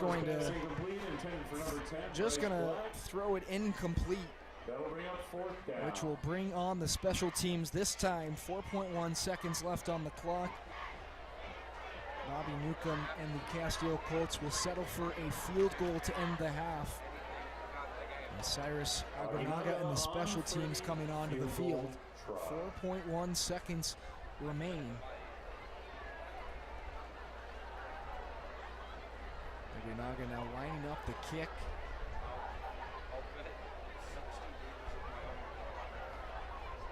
Here's the snap, the kick up. Kick is up. And it's good. At the buzzer, pardon, no good. Right at the buzzer, Aguinaga with the first miss at home this season from either a field goal or a PAT. The Colts go into the locker room with a 31-8 lead at the half. Jake, what did you see from Casteel that allows them to have such a big lead? Well, they stopped turning the ball over. And once that stopped, they were able to get some momentum and draw up quick plays, throw the ball downfield if they needed to change things up, and just good play calling. There's good leadership there by Palmer and Bryce Black, doing a really good job finding open space. It's just a really good team effort here to try and get to the 31-8 score that they're at right now. What does Valley Vista need to do to not only get back into the game, but respond themselves with some more scores for their potential first win of the season? They have to get out of their own way. They have made some crucial mistakes, and they're up in their own head. And while Casteel is a very, very good team and have won very, very close games and very lopsided games, you just have to play to win the game. Please welcome to the field your Casteel We'll be right back as we're at halftime, and I'll be back here for the play-by-play. The Bobbies have 27 the leagues next that 20 make up the minutes. team this year. This routine was choreographed by senior pom captains Tatum Drogue and Gabby San Miguel. What's that? Sure. It doesn't matter.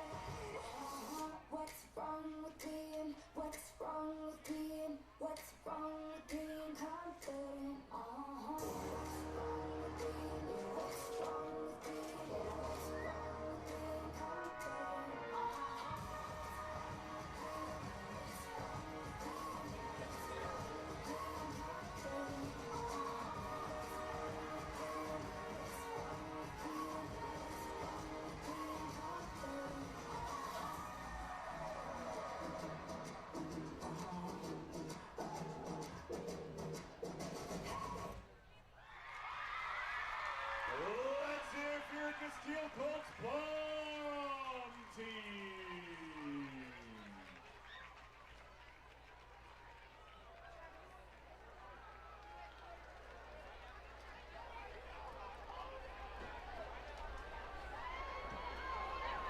Now welcome to the 50-yard line, our Casteel Varsity cheerleaders.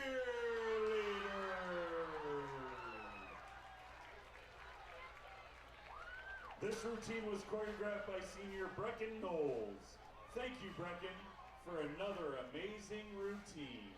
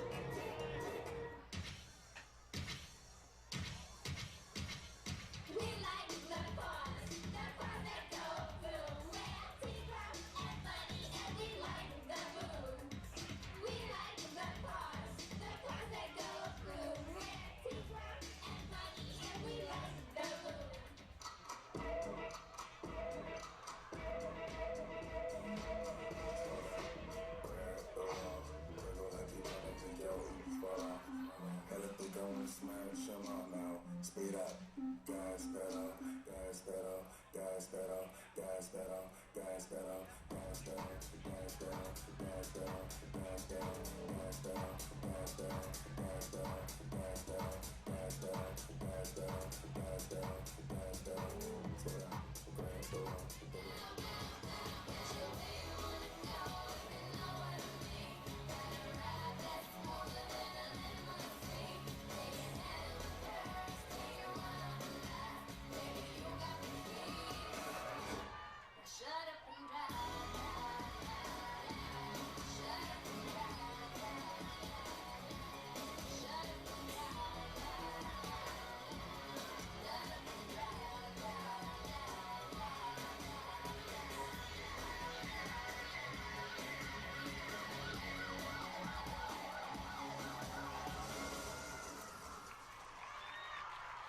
Let's hear it for our Casteel Colts cheer Please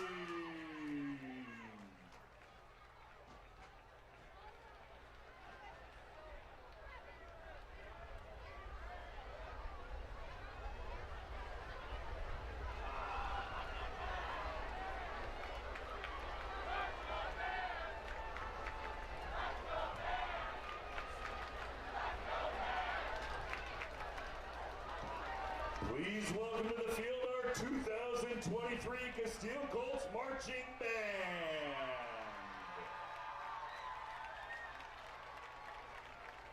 Under the direction of Drum Major Gabrielle Van Arsdale, the Marching Band Director is Mr. Nathan Johnston. Color Guard Instructor is Miss Jordan Boober. Percussion Instructor is Mr. Bryce Childers. And our visual music instructor is Mr. Dylan Moreno. Born in the 1980s in one of the original hard rock bands, Metallica has been a musical force whose influences can still be heard today. Once again, enjoy our show. Enter Sandman and Fade to Black.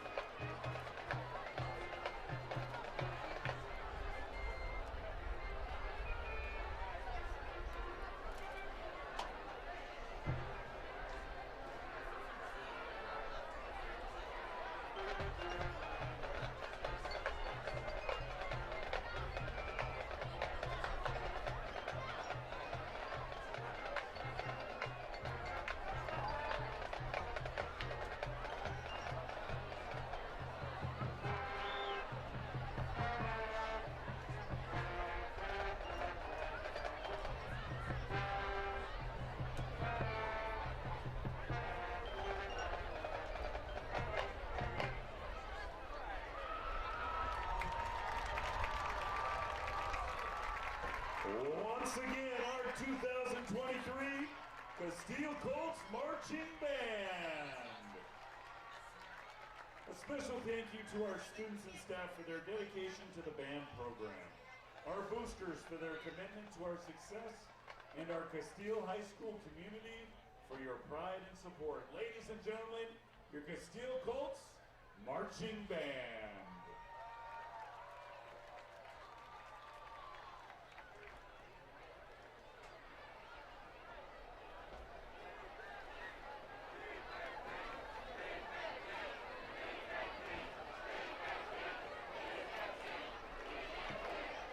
The students are asking for it, and they're going to get it. Welcome to the field, Project 15.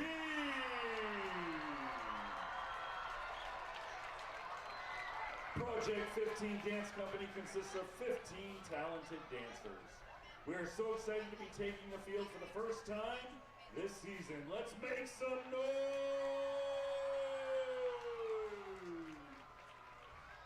4, 3, 2, 2.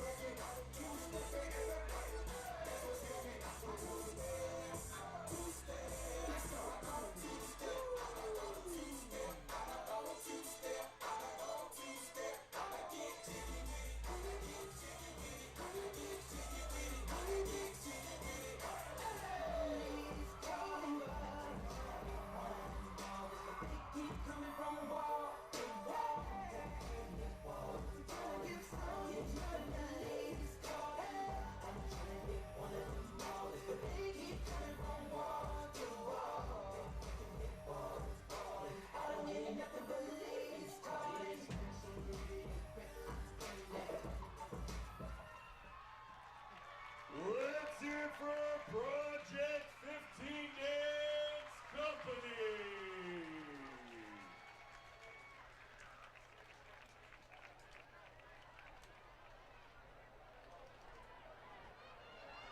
Casteel football fans, please bring your attention to the south end zone and our scoreboard, where you'll find our Casteel scoreboard sponsors. Rock Point. Thank you to Rock Point for hosting our banquets, Casteel events, and our students' after-school activities. We appreciate your continued support of the Casteel football program. The Gillette Group. The Gillette Group is proud to be one of the top 20 real estate teams in Phoenix Southeast Valley. They also maintain a 5-star review rate. If you want your house sold or you are looking to buy, give the Gillette Group a call. Thank you for being a proud sponsor of the Casteel Colts. Big O Tires. We're grateful to have Big O Tires as one of our scoreboard sponsors. With legendary service for nearly 60 years, stop by Big O Tire for all your automotive needs.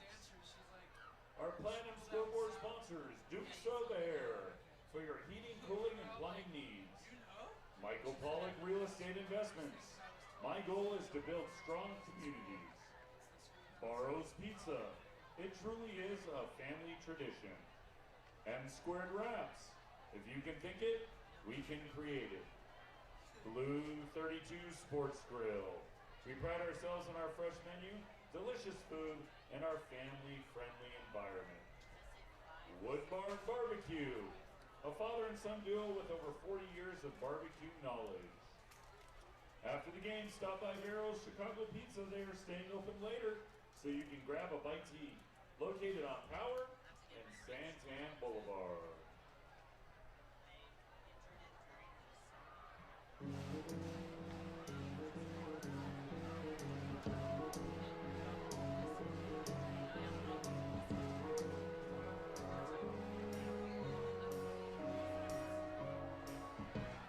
Where it began, I can't begin to know, but then I know it's growing strong.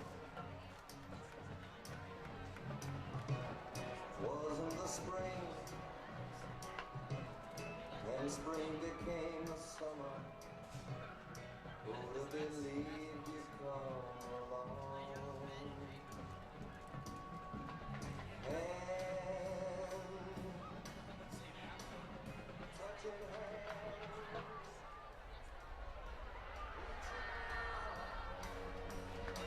Touching me, touching you, sweet Caroline. Good times never seem so good. I've been inclined to believe there never was, but now I look at the night and it don't seem so lonely. Hear me? Hello, everybody. Welcome back to Joel Stadium here in Queen Creek, Arizona, as Casteel leads 31-8 over Valley Vista. It has just been a slaughter in that second quarter specifically. What did you see, Jack, that was different from the first quarter and the second quarter? Well, the first thing we have to point out is the Casteel defense. That has been an anchor for them all season long. They allowed just 8 points in the first half against Valley Vista.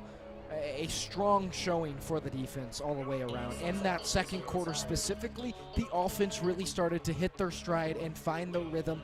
It was Braden Green, who had 2 touchdowns, who really stood out to me.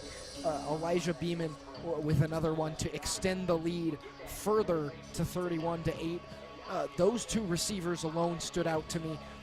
But Paul Palmer and his connection and the rhythm that they were able to hit in that second quarter specifically is really what stood out to me, and why Casteel has as big of a lead as they do here at the start of the second half at 31-8.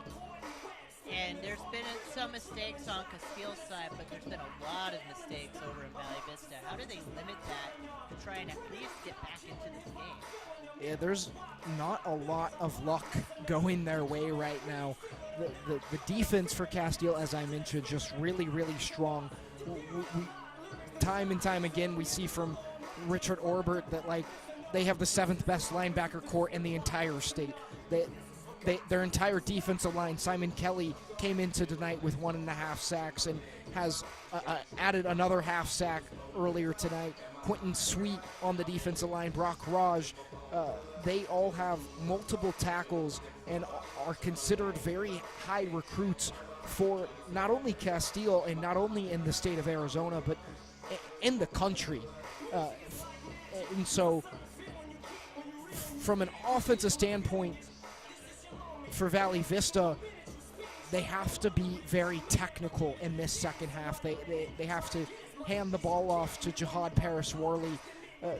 Give him a pitch. Make trick plays and fake out the defense of Casteel. Get inside their head, and that's how they can possibly find their way back into it. The other thing that I'd like to see is for Miles Pringle to be more accurate with his throws. We saw him throw downfield a couple of times in the first half, and he just couldn't quite hit the hands of Alex Williams. We haven't seen a lot from the other receivers tonight. Nasir Jalla came into tonight with 7 receptions, 78 yards. Jeremichael Hernandez came in with the most kick return yards in AIA and the 14th most reception yards in 6A.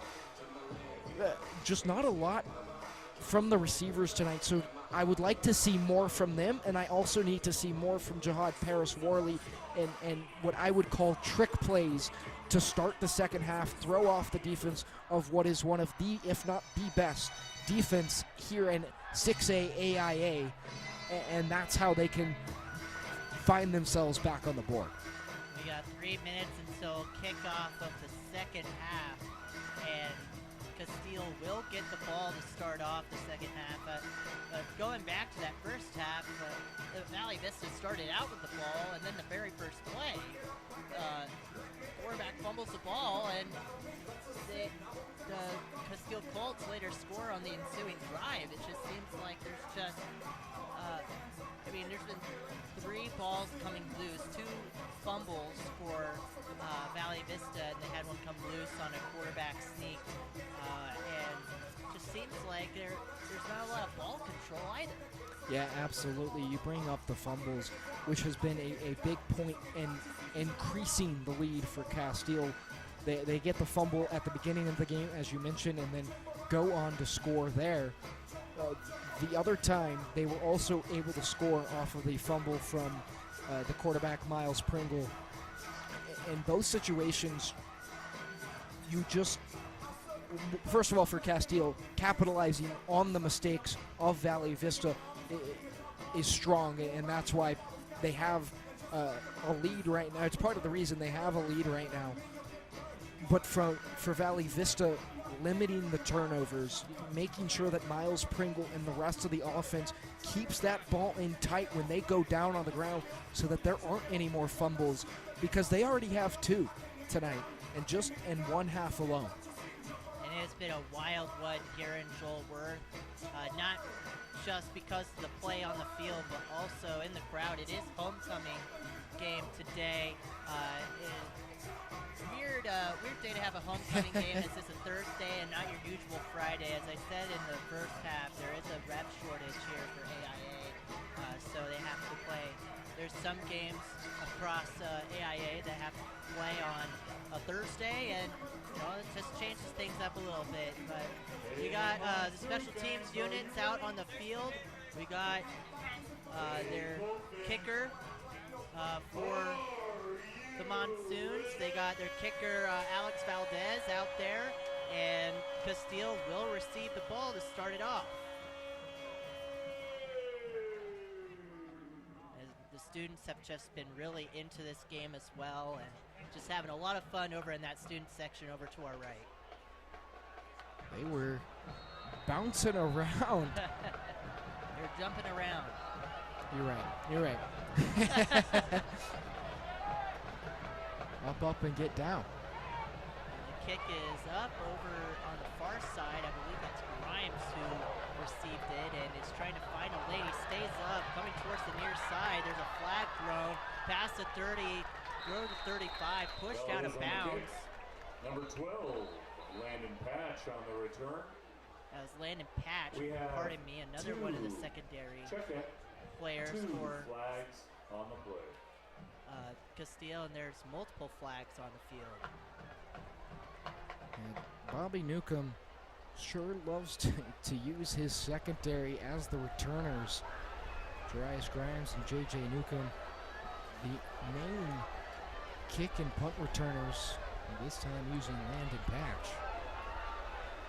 It looks like it's against Casteel. Missed what the call was. 2 fouls on the play, holding against Casteel, and dead ball, personal foul against Casteel. So personal foul and a hold, and it's going to push Casteel all the way back to the 8. So they were going, it looked like they were going to start on the 30, and now they're 22 yards back. So here they are here at their own 8. They started at their own 1 their last drive, and unfortunately weren't able to score, but they got into scoring range. Palmer is going to throw a screen pass over to the far side, stays on his feet. Palmer's pass complete to Bryce Black. Bryce Black. No gain on the play. Gets to the line of scrimmage, so it's going to be 2nd and 10. A nice conservative play on the first of the game. Don't forget Palmer didn't really see any options downfield, and instead of taking a hit, it put them in safety warning area, just deciding to throw the check down. Two high safeties. Palmer is going to throw this time to his right, and staying on his feet and getting a bunch of yards there is going to be Elijah Beeman. His 2nd reception today. It gets them all the way towards the 40. I think he got past the 40. It's going to be on the 41. Elijah Beeman on 2 plays tonight, showing off why he's number 13 in 6A reception yards. And they're going to hand it And off. number 10, Bryce Black. Bryce Black, I Tackle by think, number got 12, to the line of Avery scrimmage that Jeffrey time. Dillard. So it's 2nd and 10. No gain on the play. That'll bring up 10:40 and 10. counting here in the 3rd quarter. 31-8 is your score. Mason Lewis checking into the game for Bryce Black in the backfield. So use more as a guy who's going to run up the middle rather than to the side to side. We'll see what happens here. They do hand it off, and Lewis is going to run around. Looks like he was going to run up the middle. He's going to ran to his left and gets the first down. Yeah, as you mentioned, thought about going up the middle, but didn't see a whole lot of blocks. Cuts to the outside and picks up a first down for the Colts. It'll be first down and 10 for your Colts. 10-10 remaining in the 3rd quarter. I see Landon Patch out there in the offense. As Jacob Ice is going to check out here.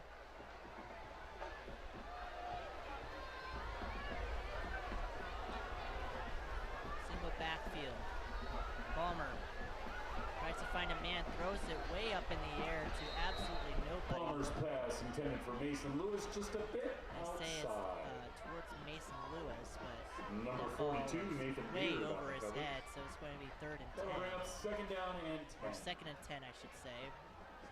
Well, they said it was intended for Lewis, but I think that was more targeted towards just throwing it away. Lewis was well defended by Nathan Beard on the play. Perhaps would have been a tackle for loss. Trips right. Palmer escapes the pocket. He's going to try and shovel it. Palmer's passing complete, Over intended to- for Landon I Patch. believe that's Landon Patch. That'll bring up It would be. 3rd down and 10. 3rd and 10 here, and we'll see what the offense draws up here. Palmer trying to do his best Patrick Mahomes impression that time with a little shovel pass forward, but just unfortunately can't imitate Can't imitate greatness. Big Patrick Mahomes guy here to my right.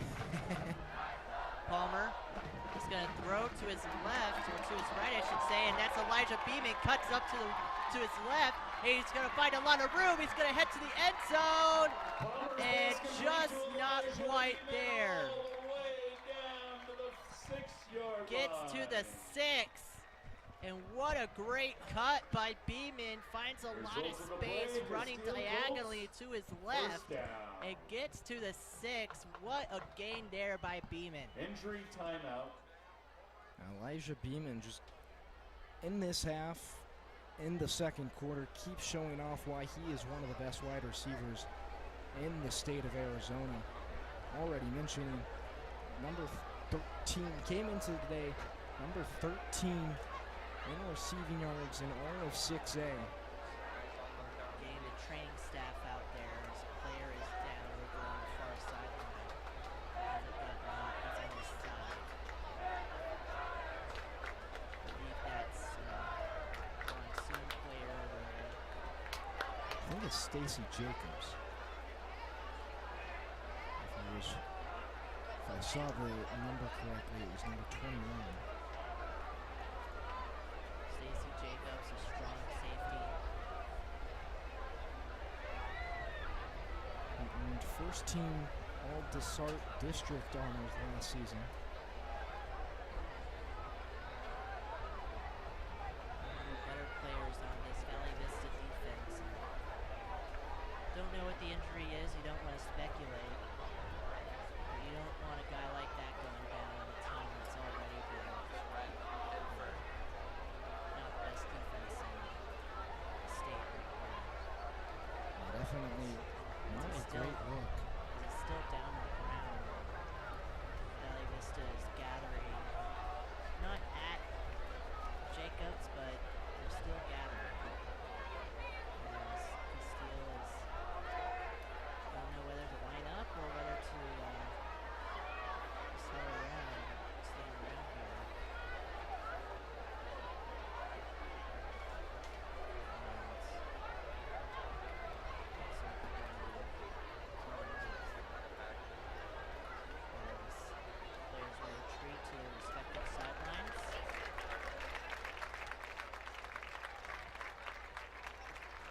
Let's hear it for the Valley Vista player. Let's open the speedy recovery.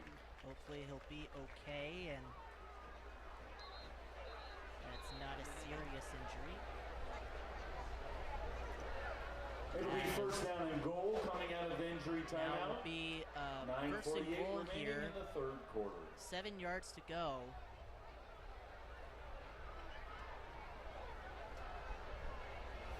Single backfield behind Palmer. Couple high safeties there at the goal line. Palmer is going to step back and he's going to throw, and Palmer's it's pass going to be complete caught. to Landon Patch for What the a Casteel Colts. great play. Touchdown. Unbelievable near the sideline for, I believe that was Patch. Yep, the strong safety Landon Patch in the back of the end zone, around the middle of the end zone actually. A nice little toe tap to extend the lead for the Casteel Colts. His first receptions and his first touchdown of the season as a wide receiver. As Aguinaga is going to kick it.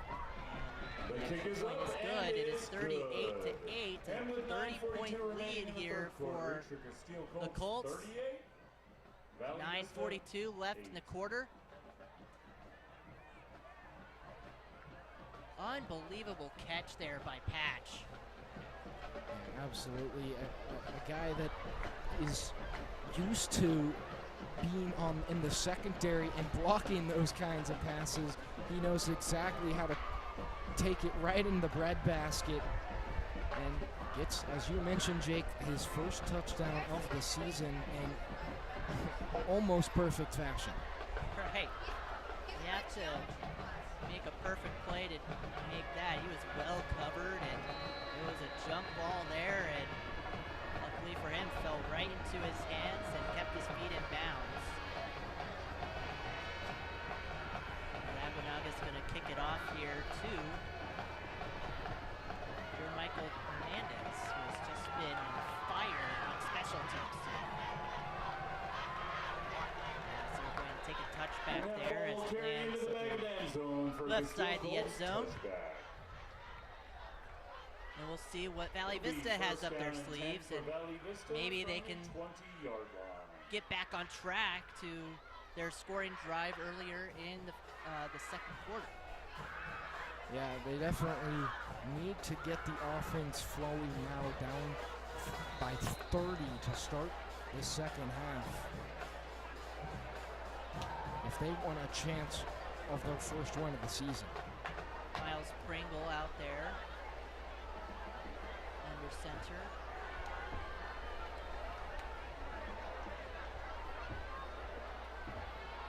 Takes this one and he has nowhere to go. He's going to roll to his right. Will he pass? He will, and he gets a completion on the far side. Pringle's pass complete to number 4, Jordan Harrison. Jordan Harrison with the completion. Jordan Harrison has not gotten a Gain lot of of 9, playing now bring time. up second down and 1. Second and 1, a 9-yard completion. Made something out of nothing.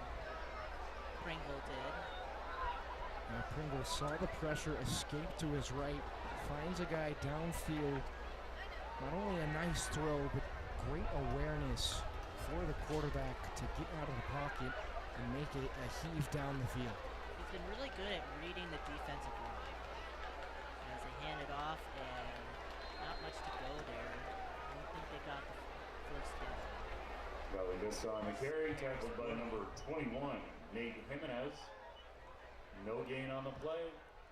That'll bring up third down and 2, so they lose a yard on the play. With 8:30 and counting left in the third quarter. Jake Brown, Jack Bartlett with you here on a wonderful evening for Thursday Night Lights. Feels weird to say that. Does it feel natural? It's our own version of Thursday Night Football.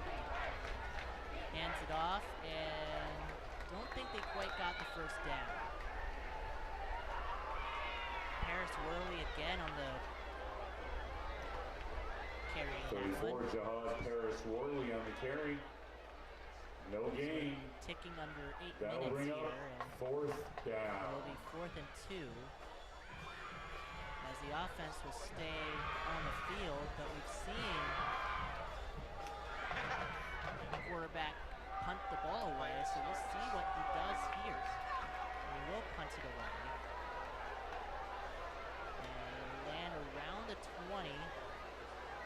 They'll squib towards the far side beyond the 15. Pringles funnel carry all the way down to So the a really Colts' good punt by the 13-yard quarterback. line.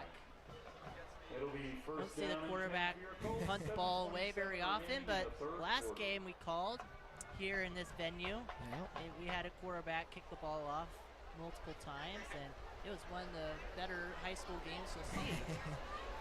That's This one- absolutely right. Queen Creek and Casteel went down to the wire. This one not so much. It's a 30-point game as Casteel will be back on offense.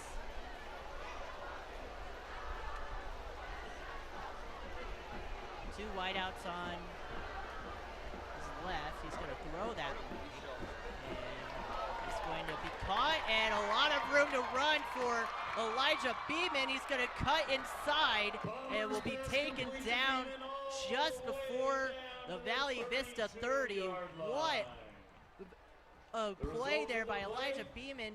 He has had receptions this game, and he has gone for more than beyond a first down each and every time. Yeah, Beeman just continues to show off here in the second half why he is one of the best wide receivers in the entire state.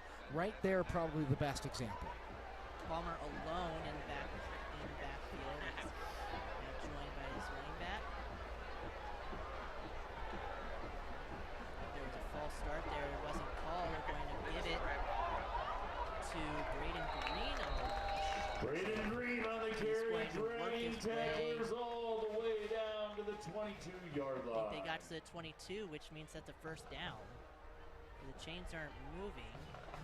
The Now they results do. of the play, a Casteel I Colts. just all the way around First love that play for down. Casteel. At the very beginning, we see Merrick Kubaki For the go up the Boston middle of the 22-yard offensive line to get an extra block or two for his receiver turned running back Braden Green, who has a great first down play to move the chains once again. First and 10 here. 6:43 on the clock.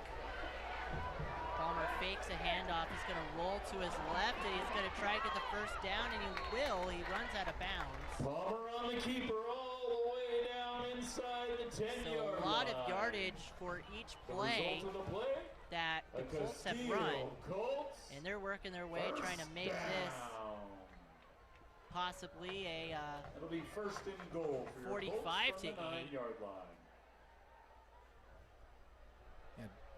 Another nice trick play for the Colts there. They even tricked me out. I was watching the running back at first before focusing my eyes on Paul Palmer, but the speed of him to not only get past everyone, but then to get past the linebacker, Nathan Beard, and pick up another first. Very smooth play for the Colts. That's like a Landon Dury play from last year. Yeah. They hand it off, and he's not going to go anywhere. And off to Bryce Black. It's Bryce Black on the play. And gets a yard. Gain on the play. Second and 9 here with 6:20 to go. Counting. Bringing up old memories, Jake. I know, from like last year. They'll bring up second So down long and ago. goal from the 9-yard line. His brother Camden's still on the team. He's one of the O-linemen. Utah State commit.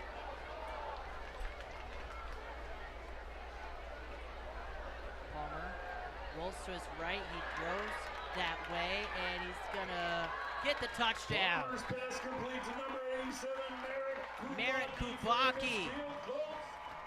His second reception on the year and his first touchdown of the year. Yeah, nice. He ran a nice post route that time. Palmer finds him wide open and takes it into the end zone for his first score of the season. Making it 45 to 8. extra point. Aguinaga on for the PAT. The kick Jump is is good, up, right down the chute. and it's good. And with 5:48 Really remaining strong in the third start quarter, here for Casteel Colts the 45, Colts coming out of the Varsity half, and 8. they are not slowing down any bit.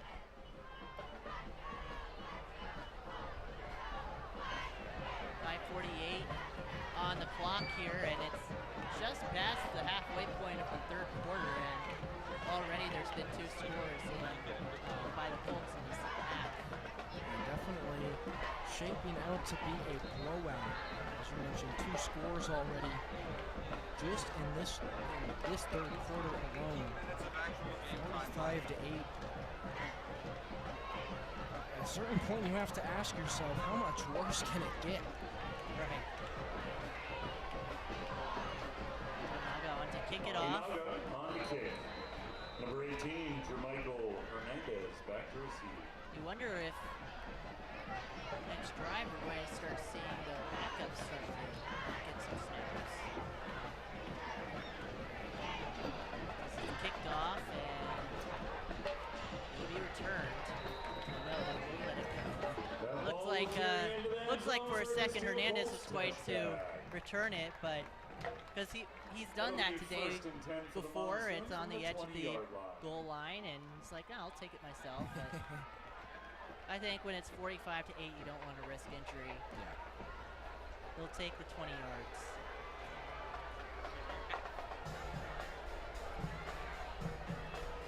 The clock is going to keep running.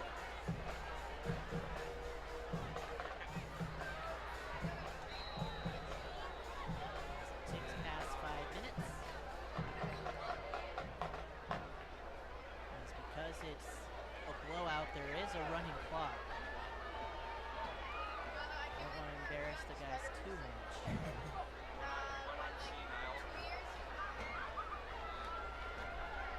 Pringle throws right, and it'll be incomplete.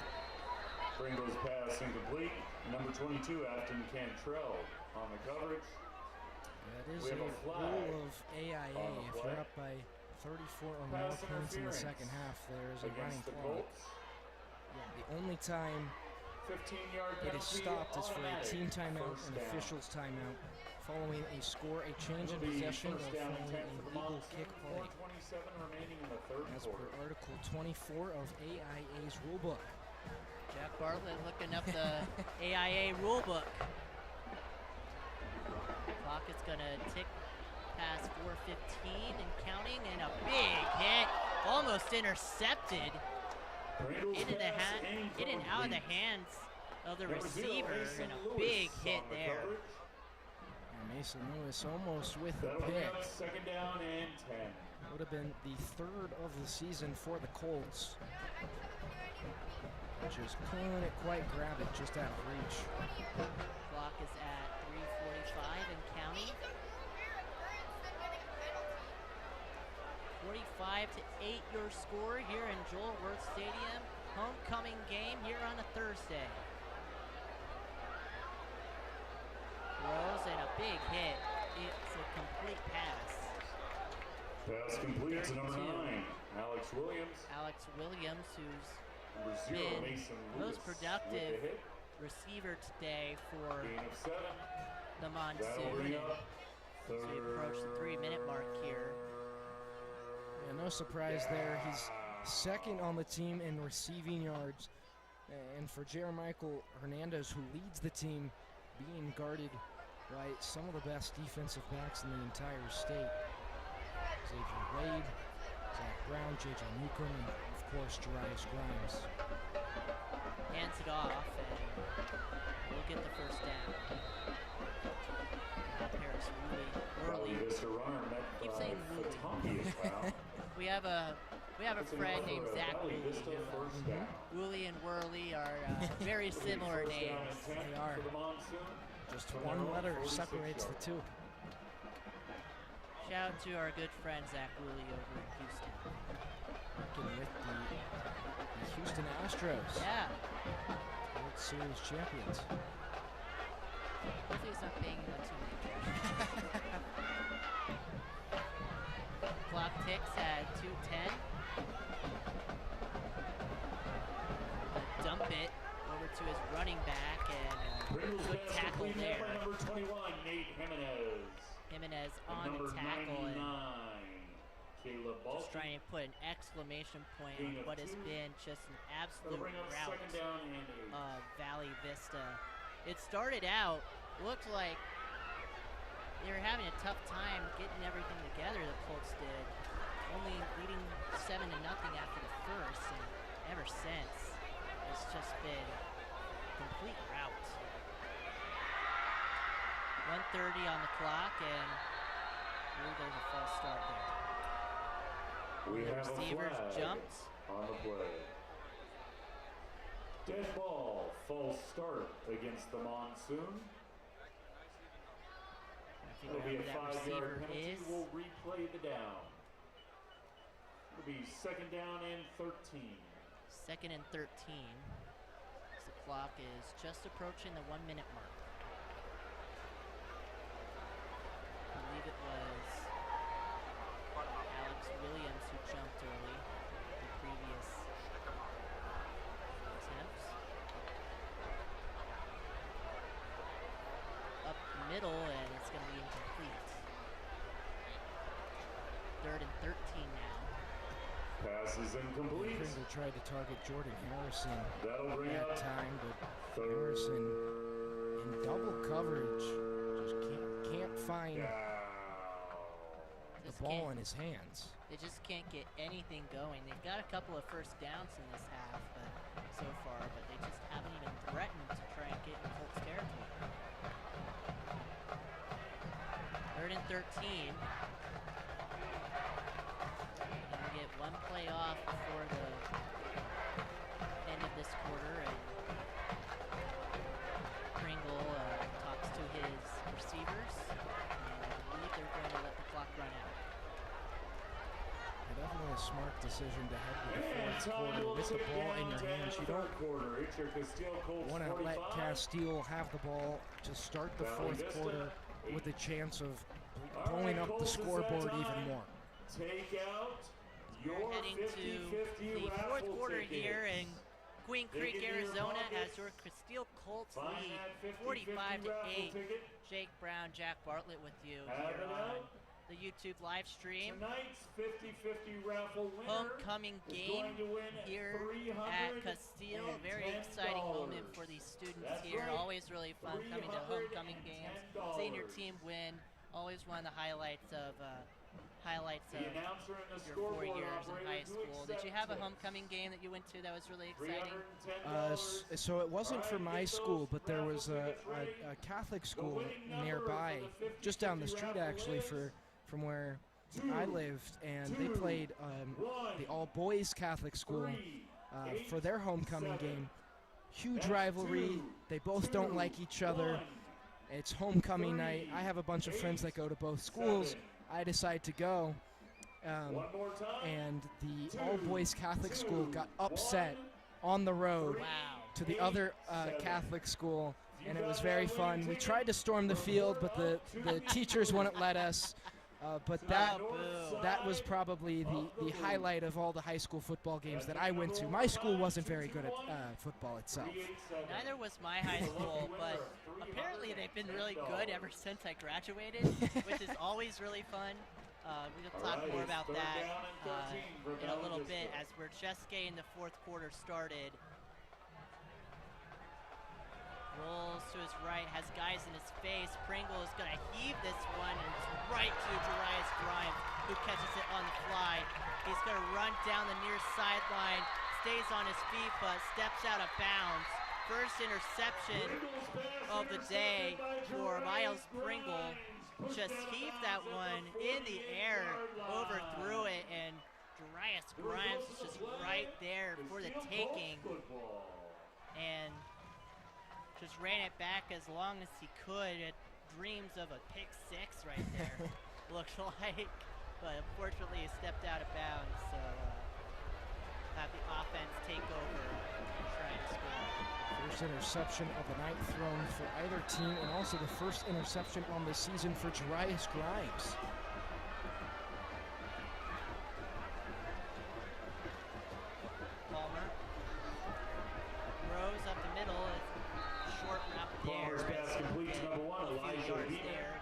Gain Beeman of 3. receiving. That'll bring up second First down and time 7. Elijah Beeman, I think, has caught a ball and didn't go for 100 yards. Exaggeration, obviously, but still. Flag is thrown. It's a false start. We have a flag on the play. Dead ball, Move back false 5 start. yards. It'll be Versus second the and Colts. 13. That'll be a 5-yard Or penalty. excuse me, second and 12. Replay the down. Can't do math. It'll be apparently. second down and 12. Well, I had a similar story. Like when my high school, we faced our arch rival. I believe it was my sophomore year of high school, and just absolutely slaughtered. We were not good at football; they were, so it was really fun. It was this heave downfield and trying to make the catch at Green, but was well defended. Wanted a PI there, but he's not going to get it. Anthony Hernandez with great coverage on Braden Green that time. Number 24, Anthony Hernandez on the coverage. 10 minutes left to go here in the game as it's 45 to 8, 3rd and 12 here at midfield.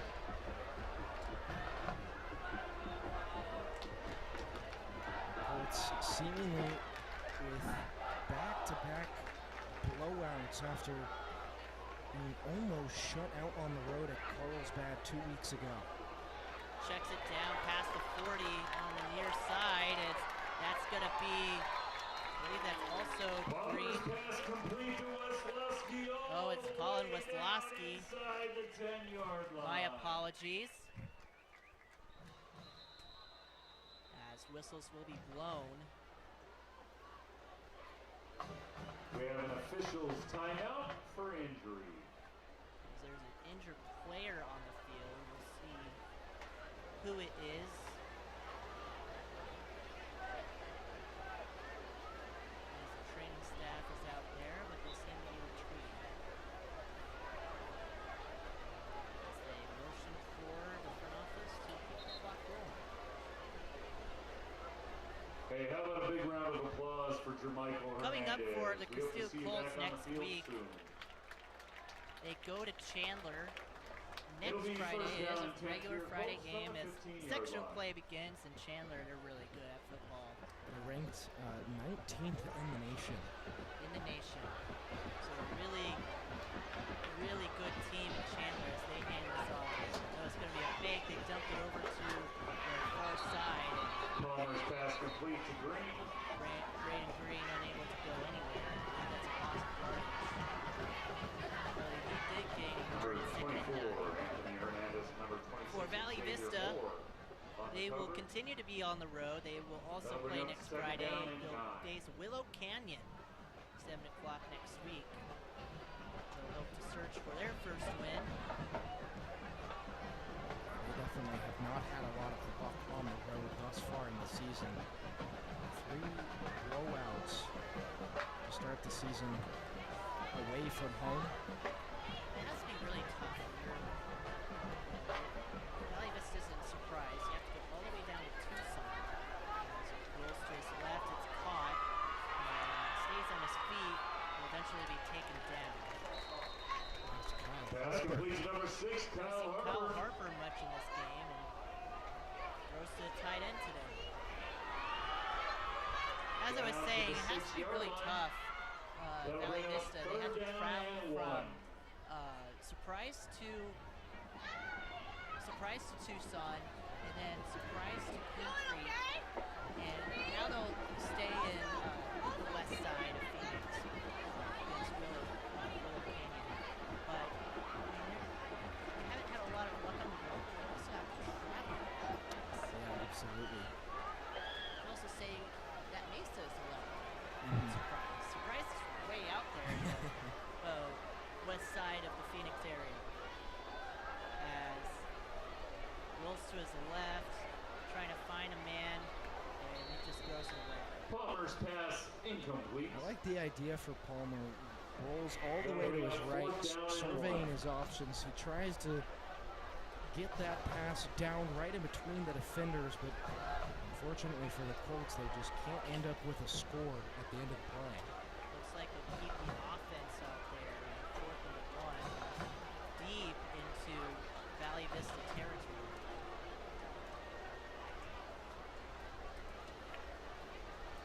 score differential matters here in AIA.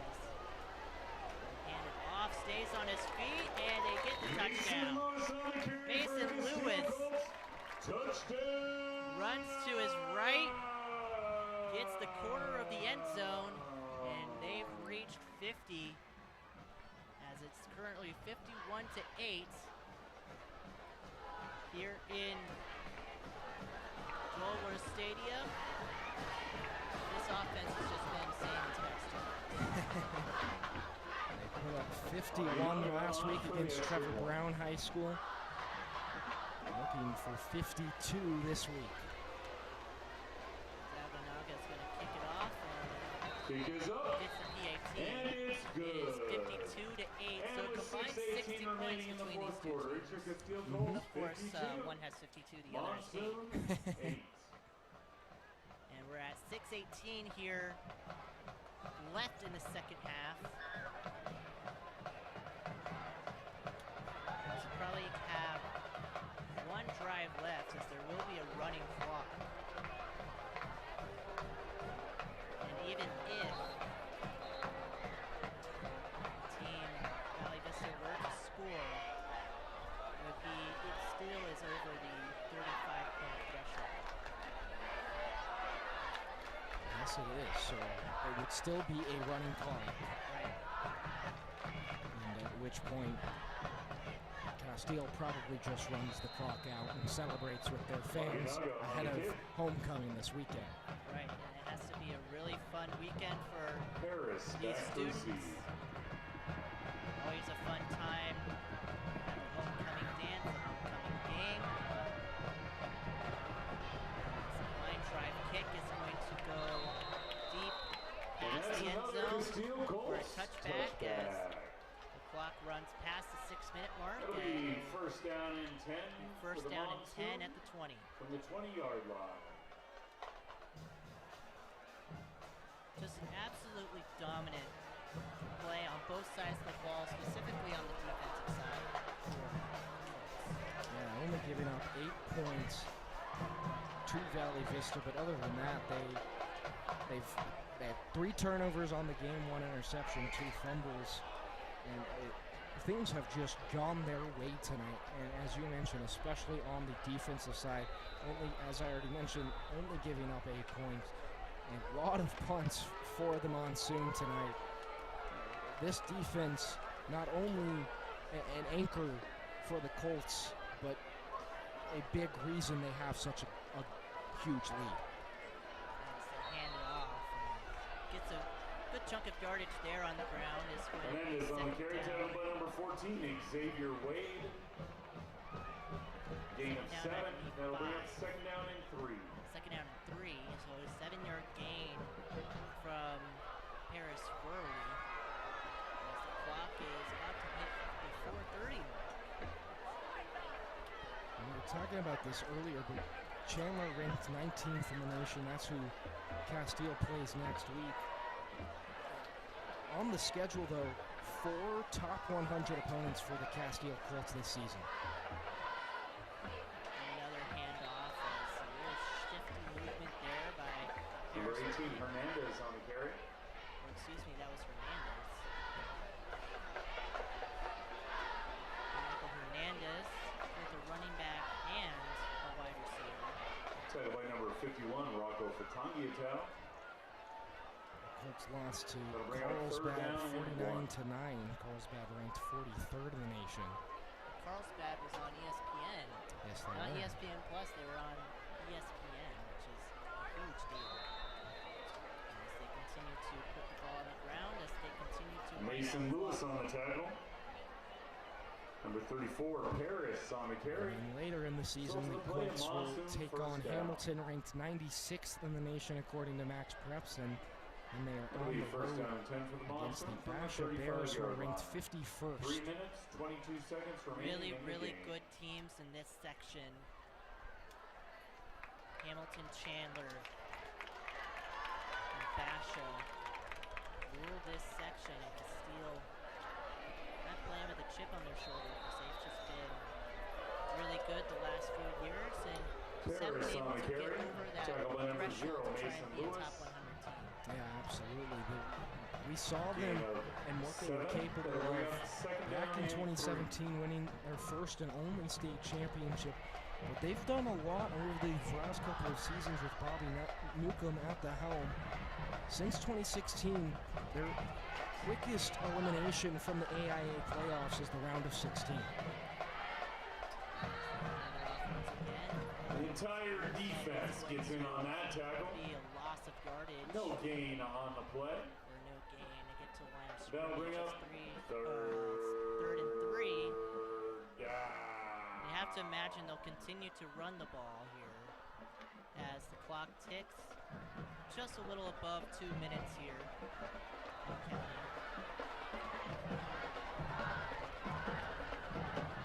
As fans start to file out and get to their cars, to their respective places that they're going to stay with a friend or go back home as they Paris on the carry. a first down. Tackle by number Don't have to 22, go home Adam at Kent Cantrell. Result of the play, Monson. That is how the saying goes.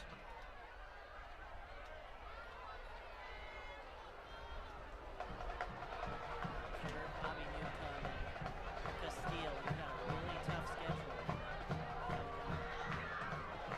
Pass the ball here, rolls to his right, it's nearly picked off, but it's complete. You're going to get a lot of yardage here towards the end zone, and he's going to be taken down Pringle's at the pass 5. complete to Hernandez. It was Hernandez, or Michael Hernandez. We have a Long flag reception. on the play. There is a flag. So we'll see what it's called on. A minute 15 left. Yeah, big reception for J. Mike. But Personal foul. which face also should mask be on the Colts. mentioned, the That'll be pass half from the Miles distance to the Pringle, goal just line. a tight spiral It'll be that just first gets and goal out of for reach the of the hands Monsters. of the safety Afton Contrail on that play. He just can't quite get enough to deflect it, and as we see, Jeremichael Hernandez with a big gain as the Monsoon look for their second score. They look to cut into this deficit and taken down behind. Hernandez on the scrimmage. carry, tackled by number 51, Rocco Fatungiatau.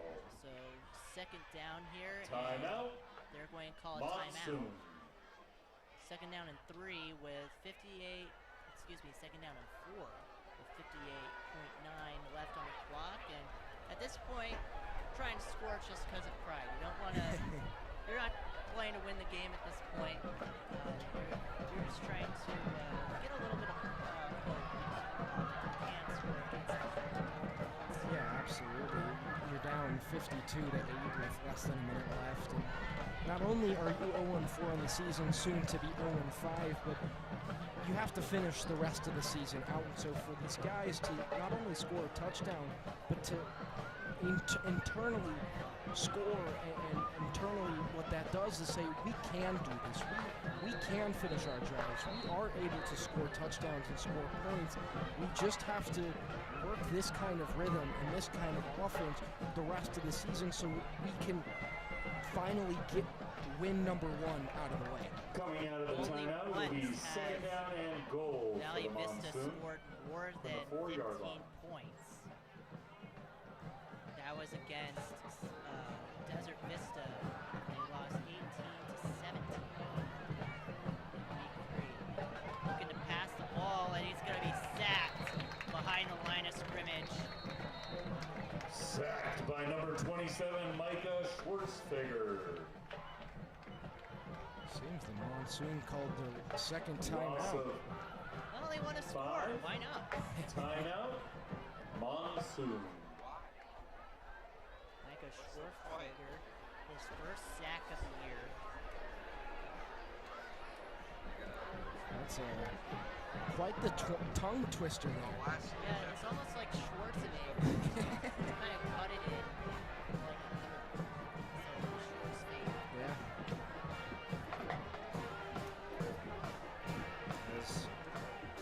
As the great Arnold Schwarzenegger once said, "I'll be back." I don't think saying the exact same thing. There's a pause in the game. There's no better time to say it. 50.6 left in the game. Coming out of Third the down and timeout, it will 8. be third down and goal for the Monsoon. Bach.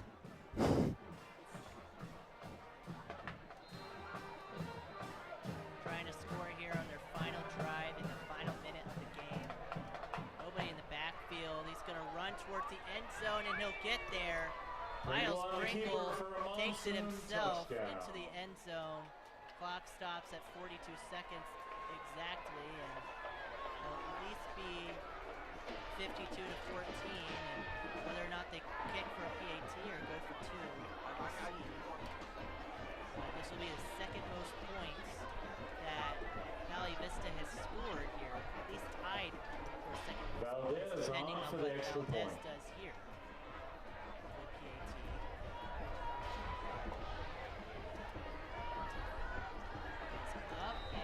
Kick is up and it's good. So second most And points with scored 42 by Valley seconds Vista remaining in the game, this it's your season Casteel with 42 seconds 52. left to go.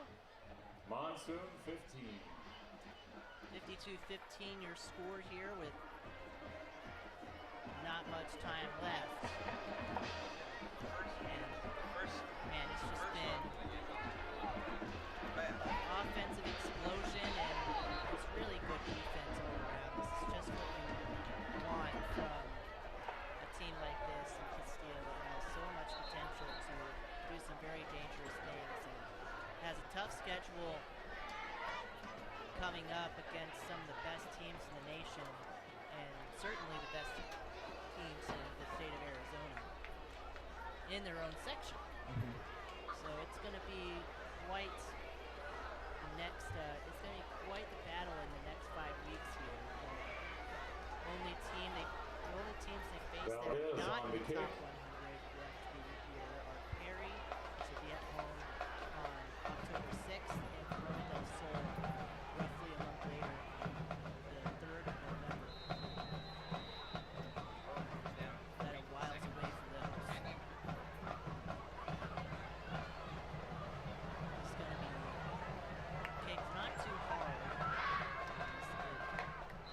be returned to around Grimes on the return. 38. Strias Tackled by number 42, Nathan Beard. They're just going to let the clock run out here as we're under 20 seconds.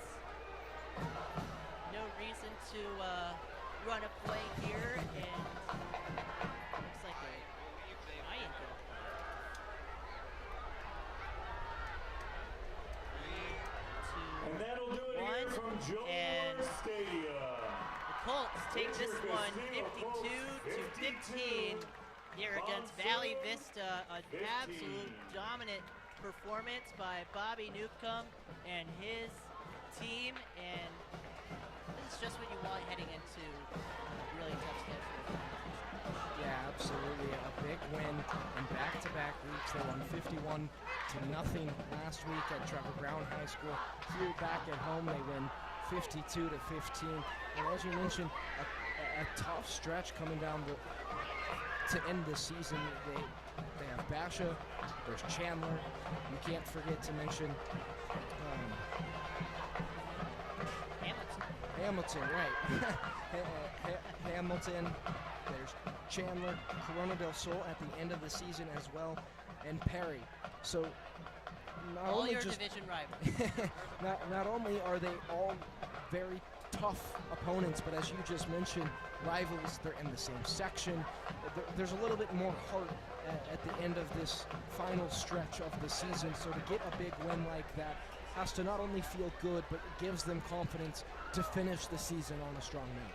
Casteel will go to Chandler High School, play in the rough road in Chandler, a team that's just been absolutely dominant over however many